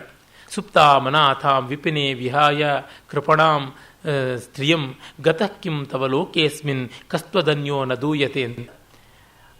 ಅಲ್ಲಿ ಹಾಗೆ ಅವಳು ದುಃಖ ಪಡ್ತಾ ಗೊದ್ದಾಡೋದನ್ನು ನೋಡಿ ಬಾಹುಕ ಯಾವ ಥರ ರಿಯಾಕ್ಷನ್ ಕೊಡ್ತಾನಲ್ಲ, ಅದನ್ನು ನೋಡಿ ಇವನು ನಿಜವಾಗಿ ನಳನೋ ಅಲ್ಲವೋ ಅಂತ ಕನ್ಫರ್ಮ್ ಮಾಡ್ಕೊಳ್ಳೋದಕ್ಕೆ. ಮೊದಲಿಗೆ ಬ್ರಾಹ್ಮಣರು ಬಂದು ಎಲ್ಲ ಕಡೆ ದಮಯಂತಿಯ ಒಂದು ಸಂದೇಶವನ್ನು ಕೊಟ್ಟಾಗ ಪತಿವ್ರತೆಯರು ಎಷ್ಟು ಕಷ್ಟದಲ್ಲಿಯೂ ಗಂಡನರನ್ನು ಬೈಯೋಲ್ಲ ಅಂತ ಹೇಳಿ ಕಳಿಸಿರ್ತಾನೆ. ಅಷ್ಟು ಸಾಕಾಗುವುದಿಲ್ಲ ಅಂತ ನಾಟಕದೊಳಗಿನ ನಾಟಕವಾಗಿ ಮಾಡುವುದು. ಆ ಮೂಲಕ ದಮಯಂತಿ ಆ ಒಂದು ಹೆಬ್ಬಾವಿನ ಬಾಯಿಗೆ ಸಿಲುಕಿದ್ದು, ಬೇಡನ ಕಾಮಕ್ಕೆ ತುತ್ತಾಗುವ ಸಂದರ್ಭಕ್ಕೆ ಬಂದದ್ದು, ಮತ್ತು ಸಾರ್ಥವಾಹರ ಗುಂಪಿನ ಜೊತೆಗೆ ಹೊರಟದ್ದು, ಆನೆಗಳ ಪ್ರಮಾದದಿಂದ ದಾಟುಕೊಂಡಿದ್ದು, ಕಡೆಗೆ ಚೇದಿ ದೇಶದಲ್ಲಿ ತನ್ನ ಬಂಧುವಿನ ಮನೆಗೆ ಬಂದದ್ದು, ಮತ್ತೆ ಕಡೆಗೆ ತನ್ನ ತವರನ್ನು ಸೇರಿದ್ದು, ಈ ಎಲ್ಲ ಚಿತ್ರವನ್ನು ನಾಟಕದೊಳಗಿನ ನಾಟಕವಾಗಿ ಕೊಡುವಾಗ ಪ್ರತಿಕ್ರಿಯೆ ಅದು ನೋಡಿ ಬಾಹುಕನನ್ನು ಋತುಪರ್ಣ ಕರೆಸ್ತಾನೆ. ಇವನು ನೋಡೋದಕ್ಕೆ ಕುರೂಪಿಯಾಗಿದ್ದು ಹೃದಯದಲ್ಲಿ ತುಂಬ ಸ್ವರೂಪಿ. ರಸ ಅಂದರೆ ಇವನಿಗೆ ಗೊತ್ತು, ಅಭಿನಯ ರಸಸ್ವಾರಸ್ಯ ಸಂಸ್ಕಾರ ಇವನಿಗಿದೆ. ಹಾಗಾಗಿ ನಾವು ಇವನನ್ನ ಜೊತೆಯಲ್ಲಿ ಇಟ್ಕೊಂಡು ನಾಟಕ ನೋಡಬೇಕು ಅಂತ ರಾಣಿಗೆ ಹೇಳಿಸ್ಬಿಟ್ಟು ಕೂಡಿಸ್ಕೋತಾನೆ. ಮಧುಮತಿ ಅಂತ ರಾಣಿ ರಾಜ ಬಾಹುಕ ಮೂವರು ಕೂತು ನಾಟಕ ನೋಡ್ತಾರೆ ಅಂತ. ಅಲ್ಲಿ ಮೂವರದು ಒಂದೊಂದು ರೀತಿಯಾದ ಪ್ರತಿಕ್ರಿಯೆ. ಋತುಪರ್ಣ ಒಳ್ಳೆ ಸಹೃದಯನಾಗಿ ಪ್ರತಿಕ್ರಿಯೆ ಕೊಡ್ತಾ ಇರ್ತಾನೆ, ಪಕ್ವವಾದ ಸಹೃದಯ. ಈ ರಾಣಿ ಸ್ವಲ್ಪ ಅಪಕ್ವ ಸಹೃದಯ. ಅಂದರೆ ನಾವು ಸಿನಿಮಾ ನೋಡುವಾಗ ಓವರ್ ಎಕ್ಸೈಟೆಡ್ ಆಗಿ ಅಯ್ಯೋ ಏನಾಗ್ಬಿಡುತ್ತೋ, ಅಯ್ಯೋ ಇನ್ನೊಂದು 4 ಬಡಿ ಅವರಿಗೆ ಹಾಕು ಅಂತೆಲ್ಲ ಹೀಗೆ ಹೇಳ್ತಿರ್ತೀವಲ್ಲ, ಒಂದು ಪಾಮರ ಸ್ಥಿತಿಯಲ್ಲಿ ನೋಡತಕ್ಕಂಥದ್ದು. ಇವನು ಓವರ್ ಇನ್ವಾಲ್ವ್ ಆಗಿಬಿಟ್ಟು ಅಲ್ಲಿರೋಳು ದಮಯಂತಿನೇ ತಾನು ಒಳಗೆ ಅನ್ಯಾಯ ಮಾಡಿದ್ದು ಅಂತ ದೇಶಕಾಲ ವಿವಶಾವೇಶ ಅಂತ ಒಂದು ರಸವಿಘ್ನ ಅಂತ ಅಭಿನವ್ ಗುಪ್ತ ಹೇಳ್ತಾನೆ. ಆ ದೃಷ್ಟಿಯಿಂದ ನೋಡ್ತಾನೆ. ಇದು ಅತ್ಯದ್ಭುತವಾದಂಥ ಕಲ್ಪನೆಯನ್ನು ಮಾಡಿದ್ದಾನೆ. ಹೀಗೆ ಪ್ಲೇ ವಿತ್ ಇನ್ ಪ್ಲೇ ಅಂತೀವಲ್ಲ, ನಾಟಕದೊಳಗಿನ ನಾಟಕ ಮೊದಲಿಗೆ ಬಳಸಿದವನು ಶ್ರೀಹರ್ಷ ತನ್ನ ಪ್ರಿಯದರ್ಶಿಕಾದಲ್ಲಿ. ಆಮೇಲೆ ಮಾಡಿದ್ದು ಭವಭೂತಿ ಉತ್ತರಾಮಚರಿತದಲ್ಲಿ. ಮತ್ತೆ ಇಲ್ಲಿ ಒಂದಕ್ಕಿಂತ ಒಂದು ಉತ್ಕೃಷ್ಟವಾಗಿದೆ ಅಂತ ಅನಿಸುತ್ತೆ ನನಗೆ. ನಾನು ಒಂದು ದೊಡ್ಡ ಲೇಖನವನ್ನೇ ಬರೆದಿದ್ದೀನಿ ಈ ಪ್ಲೇ ವಿತ್ ಇನ್ ಪ್ಲೇ ಟೆಕ್ನಿಕ್ನಲ್ಲಿ ಈ 3 ಮಹಾಕವಿಗಳು ಯಾವ ಥರ ಮಾಡಿದ್ದಾರೆ ಅಂತ. ಹರ್ಷನಲ್ಲಿ ಅದು ಒಂದು ಬಹಳ ಲೈಟ್ ರೊಮ್ಯಾನ್ಸಿನ ನೆಲೆಗೆ ಬಂದಾಗ, ಭವಭೂತಿಯಲ್ಲಿ ಇವನಲ್ಲಿ ಅತ್ಯಂತ ಗಾಂಭೀರ್ಯವನ್ನು ಪಡ್ಕೊಳ್ಳುತ್ತೆ. ಇವನಲ್ಲಿ ಮಲ್ಟಿಪಲ್ ಲೇಯರ್ಸ್ ಆಫ್ ರಿಯಾಕ್ಷನ್ ಆಗಿ ಮತ್ತೂ ಹೆಚ್ಚಿನ ಸಂಕೀರ್ಣತೆಯನ್ನು ಪಡ್ಕೊಳ್ಳುತ್ತೆ. ಎಲ್ಲ ಕಡೆಯಲ್ಲಿಯೂ ಕೂಡ ಕಲೆಯ ಸೂಕ್ಷ್ಮತೆಗಳು ಏನಿವೆ ಮತ್ತು ಕಲೆಯನ್ನು ಹೇಗೆ ಕಾಣಬೇಕು ಹೇಗೆ ಕಾಣಬಾರದು ಅನ್ನುವ ಪಾಠಗಳು ಅವು ಕೂಡ ತುಂಬ ಚೆನ್ನಾಗಿ ಬರುತ್ತೆ. ಅದನ್ನು ಹೇಳೋದು ಅಂದರೆ ಅದೇ ಒಂದು ಭಾಷಣವಾಗುತ್ತೆ ಅಂತ ಬಿಟ್ಟು ಈ ಕಡೆಗೆ ಬರ್ತೀನಿ. ಅವನು ರತ್ನಂ ಜರದ್ವಸ್ತ್ರ ನಿಬದ್ಧಮೇತತ್ ಅವಸ್ಕರಚ್ಛನ್ನಮಿದಂ ನಿದಾನಂ ಉನ್ಮತ್ತ ವಕ್ತಾಚ್ಚ ಸ ಏವ ವೇದ ಸ ಏವ ಕೋಶಾಂತರಿತ ಕೃಪಾಣ. ಬಾಹುಕ ಹೇಗಿದ್ದಾನೆ ಅಂತ ಋತುಪರ್ಣ ಹೇಳ್ತಾನೆ. ಏನಂದರೆ ಹರಕು ಬಟ್ಟೆಯಲ್ಲಿ ಕಟ್ಟಿರ್ತಕ್ಕಂಥ ರತ್ನ, ಬಚ್ಚಲಿನಲ್ಲಿ ಬಚ್ಚಿಟ್ಟಂಥ ನಿಧಿ, ಹುಚ್ಚನ ಬಾಯಲ್ಲಿ ಬರುತ್ತಿರುವ ವೇದ, ಒರೆಯಲ್ಲಿಟ್ಟ ಖಡ್ಗದಂತೆ ಬಾಹುಕ ಇದ್ದಾನೆ ಅಂತ. ಇಂಥ ಅದ್ಭುತವಾದಂಥ ಕಾವ್ಯ ಇವನು ಕೊಟ್ಟಿದ್ದಾನೆ ಕವಿ. ಆಮೇಲೆ ಆ ನಾಟಕದಲ್ಲಿ ಅವಳು ದುಃಖ ಪಟ್ಟುಕೊಂಡು ದಮಯಂತಿ ಒದ್ದಾಡುವಾಗಲೆಲ್ಲ ಇವನು ತನ್ನನ್ನು ತಾನೇ ಬೈದುಕೊಳ್ತಾ ಇರ್ತಾನೆ. ಪ್ರಾಪ್ತೇ ಸ್ವಯಂವರ ವಿಧೌ ಸಹಲೋಕಪಾಲೈ ಶಕ್ರಂ ವಿಹಿತಸ್ತ್ವಯಿ ಪಕ್ಷಪಾತಃ ದೇವ್ಯಾ ಯಯಾ ನನು ವಿಹಾಯ ವನಾಂತರೇ ತಾಂ ಇತ್ತಂ ಗತೆ ಶಟ ಗಮಿಷ್ಯಸಿ ಕಾನ್ನು ಲೋಕಾನ್. ಅಯ್ಯೋ ನಳನೆ, ಇಂದ್ರನ್ನೇ ಅವಳು ಬಿಟ್ಟು ನಿನ್ನನ್ನು ಕೈ ಹಿಡಿದಳು, ಅವಳನ್ನು ಬಿಟ್ಟು ನೀನು ಹೋದಿಯಲ್ಲ, ನಿನಗಿನ್ ಯಾವ ಲೋಕ ಸಿಗುತ್ತೆ? ನರಕದಲ್ಲೂ ಜಾಗ ಇಲ್ಲ, ಸ್ವರ್ಗದಲ್ಲೂ ಜಾಗ ಇಲ್ಲ, ನಿನಗಿನ್ ಯಾವ ಹೊಸ ಲೋಕನ ಸೃಷ್ಟಿ ಮಾಡಬೇಕಲ್ಲ. ಯತ್ಸೋಡು ಅಸಮರ್ಥೇನ ಸಾಹಸಂ ಕೃತ ಮೀದೃಶಂ ಅನುಭಾವಯಿತು ತನ್ಮಾಂ ಅಹೋ ನಿಪುಣತಾ ವಿಧೇಹೆ. ಏನೆಲ್ಲ ಸಹಿಸಿಕೊಂಡೆ, ಕರ್ಕೋಟಕನ ವಿಷವನ್ನೂ ಸಹಿಸಿಕೊಂಡೆ, ಕುರೂಪವನ್ನು ಸಹಿಸಿಕೊಂಡೆ, ಇದೆಲ್ಲ ಈಗ ದಮಯಂತಿ ಪಟ್ಟ ನೋವನ್ನು ನಾಟಕ ರೂಪದಲ್ಲಿ ನೋಡೋದಕ್ಕಾಗಿಯ ನನ್ನನ್ನು ಉಳಿಸಿಕೊಟ್ಟಿದ್ದು ಅಂತೆಲ್ಲ ಅವನು ಮಾತಾಡ್ಕೊಳ್ತಾನೆ. ಈಗ ರಾಜ ಅಹೋ ಸುಕುಮಾರತ ಕುಲಾಂಗನ ಹೃದಯಾನಂ, ಆಹಾ ಈ ಕುಲಸ್ತ್ರೀಯರ ಪತಿವ್ರತೆಯರ ಹೃದಯದ ಸೌಕುಮಾರ್ಯ ಮಹನೀಯತೆ ಎಷ್ಟು ಚೆನ್ನಾಗಿದೆ, ಅಹೋ ಪ್ರಸಂಗ ಸಾಧುತ್ವಂ, ಅಹೋ ನಿರ್ಮಾಣ ಧೌರ್ಯತ್ವಂ ಅಂತ ಇವನು ಮೆಚ್ಕೋತಾ ಇರ್ತಾನೆ. ಇವನು ನೋಡಿದ್ರೆ ಹತ್ತುಕೋತಾ ಇರ್ತಾನೆ. ಏದಮ್ಮೆ ಪಯ್ಯಂ ಏದಮ್ಮೆ ಪಿಯಂ, ಇದು ತುಂಬ ಚೆನ್ನಾಗಿದೆ, ಇದು ನನಗೆ ಇಷ್ಟ ಆಯಿತು ಅಂತ ಆ ರಾಣಿ ಮೆಚ್ಕೋತಾ ಇರ್ತಾಳೆ ಲೊಚಗುಡ್ತಾ. ಅಂದರೆ ಒಬ್ಬೊಬ್ಬರದು ಒಂದೊಂದು ರೀತಿ. ದೇವ ರಸವತಃ ಖಲು ಕಾವ್ಯಸ್ಯ ಪ್ರಯುಕ್ತು ಸ್ಫುಟಾಭಿನಯತಾಯ ಖಲ್ವಯಂ ಗುಣ. ಇವನ ಕಡೆಗೆ ನಾನು ಹೀಗೆ ಮಾಡಿದೆ ಅಂತ ಗೋಳಾಡ್ಕೊಂಡಾಗ ಋತುಪರ್ಣ ಅಂತಂದಾಗ ಏನಿಲ್ಲ ಹಾಗೆ ಅಂತ ನಳಾನು ಅಂದುಕೊಳ್ತಿರ್ಬೋದಲ್ವಾ, ಎಷ್ಟು ಸೊಗಸಾಗಿ ಕವಿ ರಸಮಯವಾಗಿ ನಾಟಕ ಬರೆದಿದ್ದಾನೆ ಅಂತ ಮಾತು ತಿರುಗಿಸ್ಕೊಳ್ತಾ ಇರ್ತಾನೆ ಅಂತ ಬರುತ್ತೆ. ಈ ಭಯ ಕರುಣೆಗಳು, ಅದನ್ನೇ ಭಯ ಕರುಣಯೋಹೋ ಸಂಕೀರ್ಣಾತ್ಮ ತಥಾಭಿನಯ ಸ್ಫುಟ ಅಂತ ಹೇಳ್ತಾನೆ. ಪಿಟಿ ಅಂಡ್ ಫಿಯರ್ ಅಂತೀವಲ್ಲ, ಇದು ಟ್ರಾಜಿಡಿಯ ಎಲಿಮೆಂಟ್ ಅಂತ ಅರಿಸ್ಟಾಟಲ್ ಹೇಳ್ತಾನೆ. ಕ್ಯಾಥಾರ್ಸಿಸ್ ಉಂಟು ಮಾಡುವುದು, ಅದನ್ನೇ ಕವಿ ಹೇಳ್ತಾನೆ. ಆಮೇಲೆ ನಟಿ ಬಂದು ಇವರಿಗೆ ಮಾತು ಕತೆ ಆಡಿ ಚೆನ್ನಾಗಿತ್ತ ನಾಟಕ ಅಂತ ಹೇಳ್ತಾಳೆ. ಬಹಳ ಚೆನ್ನಾಗಿತ್ತು ಅಂತೆಲ್ಲ ಅಂದಮೇಲೆ ಇನ್ನೇನು ವಿಶೇಷ, ಮುಂದುವರೆಸೋದಿಲ್ವಾ ಈ ನಾಟಕ? ದಮಯಂತಿ ಗೋಳಾಡ್ತಾ ನನಗಿನ್ನೇನು ಗತಿಯೇ ಇಲ್ವಾ ಅಂತ ಹೇಳ್ಬಿಟ್ಟು ನಿಲ್ಲಿಸ್ಬಿಡ್ತಾಳೆ. ಅಂದರೆ ಈ ನಾಟಕ ಹೇಗೆ ಮುಂದುವರಿಯುತ್ತೆ ಅನ್ನೋದು ವಿಧಿಯ ಕೈಯಲ್ಲಿದೆ ಅಷ್ಟೇ ಅಂತ ನಟಿ ಹೇಳ್ತಾಳೆ. ಈ ನಾಟಕ ಸುಖಾಂತವ ದುಃಖಾಂತವ ಅಂತಂದರೆ ಅದು ನಮಗೆ ಗೊತ್ತಿಲ್ಲ, ಅದು ನಳನ ಕೈಯಲ್ಲಿದೆ. ನಳ ಕಂಡ್ರೆ ಸುಖ ಅಂತ, ಕಾಣದಿದ್ದರೆ ದುಃಖ ಅಂತ ಹೇಳ್ತಾಳೆ. ಆಮೇಲೆ ಇನ್ನೇನು ಸುದ್ದಿ ಅಂದರೆ ದಮಯಂತಿಯ ಸ್ವಯಂವರ ಅದೇ ಸುದ್ದಿ ಅಂತ. ಆಗ ಬಾಹುಕನಿಗೆ ಬಹಳ ಸಂಕಟ ಆಗಿ ಕೋಪ ಬಂದು ಅವಳು ಈಗಲೇ ಹೋಗ್ಬಿಟ್ಟು ನೋಡಬೇಕು ಏನಿದು ಅಂತ ಕೇಳಬೇಕು ಅಂತ. ಅದಕ್ಕೆ ಪುಷ್ಕರನೂ ಬರ್ತಾನೆ ಅಂತ ನಟಿ ಹೇಳ್ತಾಳೆ. ಇನ್ನಷ್ಟು ಅವನು ಕೋಪ ಬರುತ್ತೆ. ಆಗ ಋತುಪರ್ಣ ನನಗೂ ಅದು ಏನಾಗುತ್ತೋ ನೋಡಬೇಕು ಅಂತಿದೆ, ಬಾ ಹೋಗೋಣ ಅಂತ ಅವರು ಹೋಗ್ತಾರೆ. ನಟಿ ನಾನು ಬರ್ತೀನಿ ನಿಮ್ಮ ರಥದಲ್ಲಿ ನಿಂತು ಕೂತ್ಕೊಂಡು ಅವಳು ಬಂದು 7ನೇ ಅಂಕದ ಆರಂಭದಲ್ಲಿ ದಮಯಂತಿ ಹೇಳ್ತಾಳೆ, ಅವನು ಬಾಹುಕನೇ ಹೌದು, ಅವನು ಈ ಥರ ಎಲ್ಲ ರಿಯಾಕ್ಟ್ ಮಾಡಿದ್ದ, ಇನ್ನು ನೋಡಿ ಅವನ ರೂಪ ಒಂದು ಬದಲಾಯಿಸಬೇಕು ಅಂತ ಪರೀಕ್ಷೆಗಳೆಲ್ಲ ಮಾಡಿಸ್ತಾರೆ. ನೀರು ಕೊಡದೆ ಅಡುಗೆ ಮಾಡು ಅಂತ ಹೇಳೋದು, ಬೆಂಕಿ ಕೊಡದೆ ಅಡುಗೆ ಮಾಡು ಅಂತ ಹೇಳೋದು, ಅದರೊಳಗೆಲ್ಲ ಅವನು ಉತ್ತೀರ್ಣನಾಗಿರ್ತಾನೆ.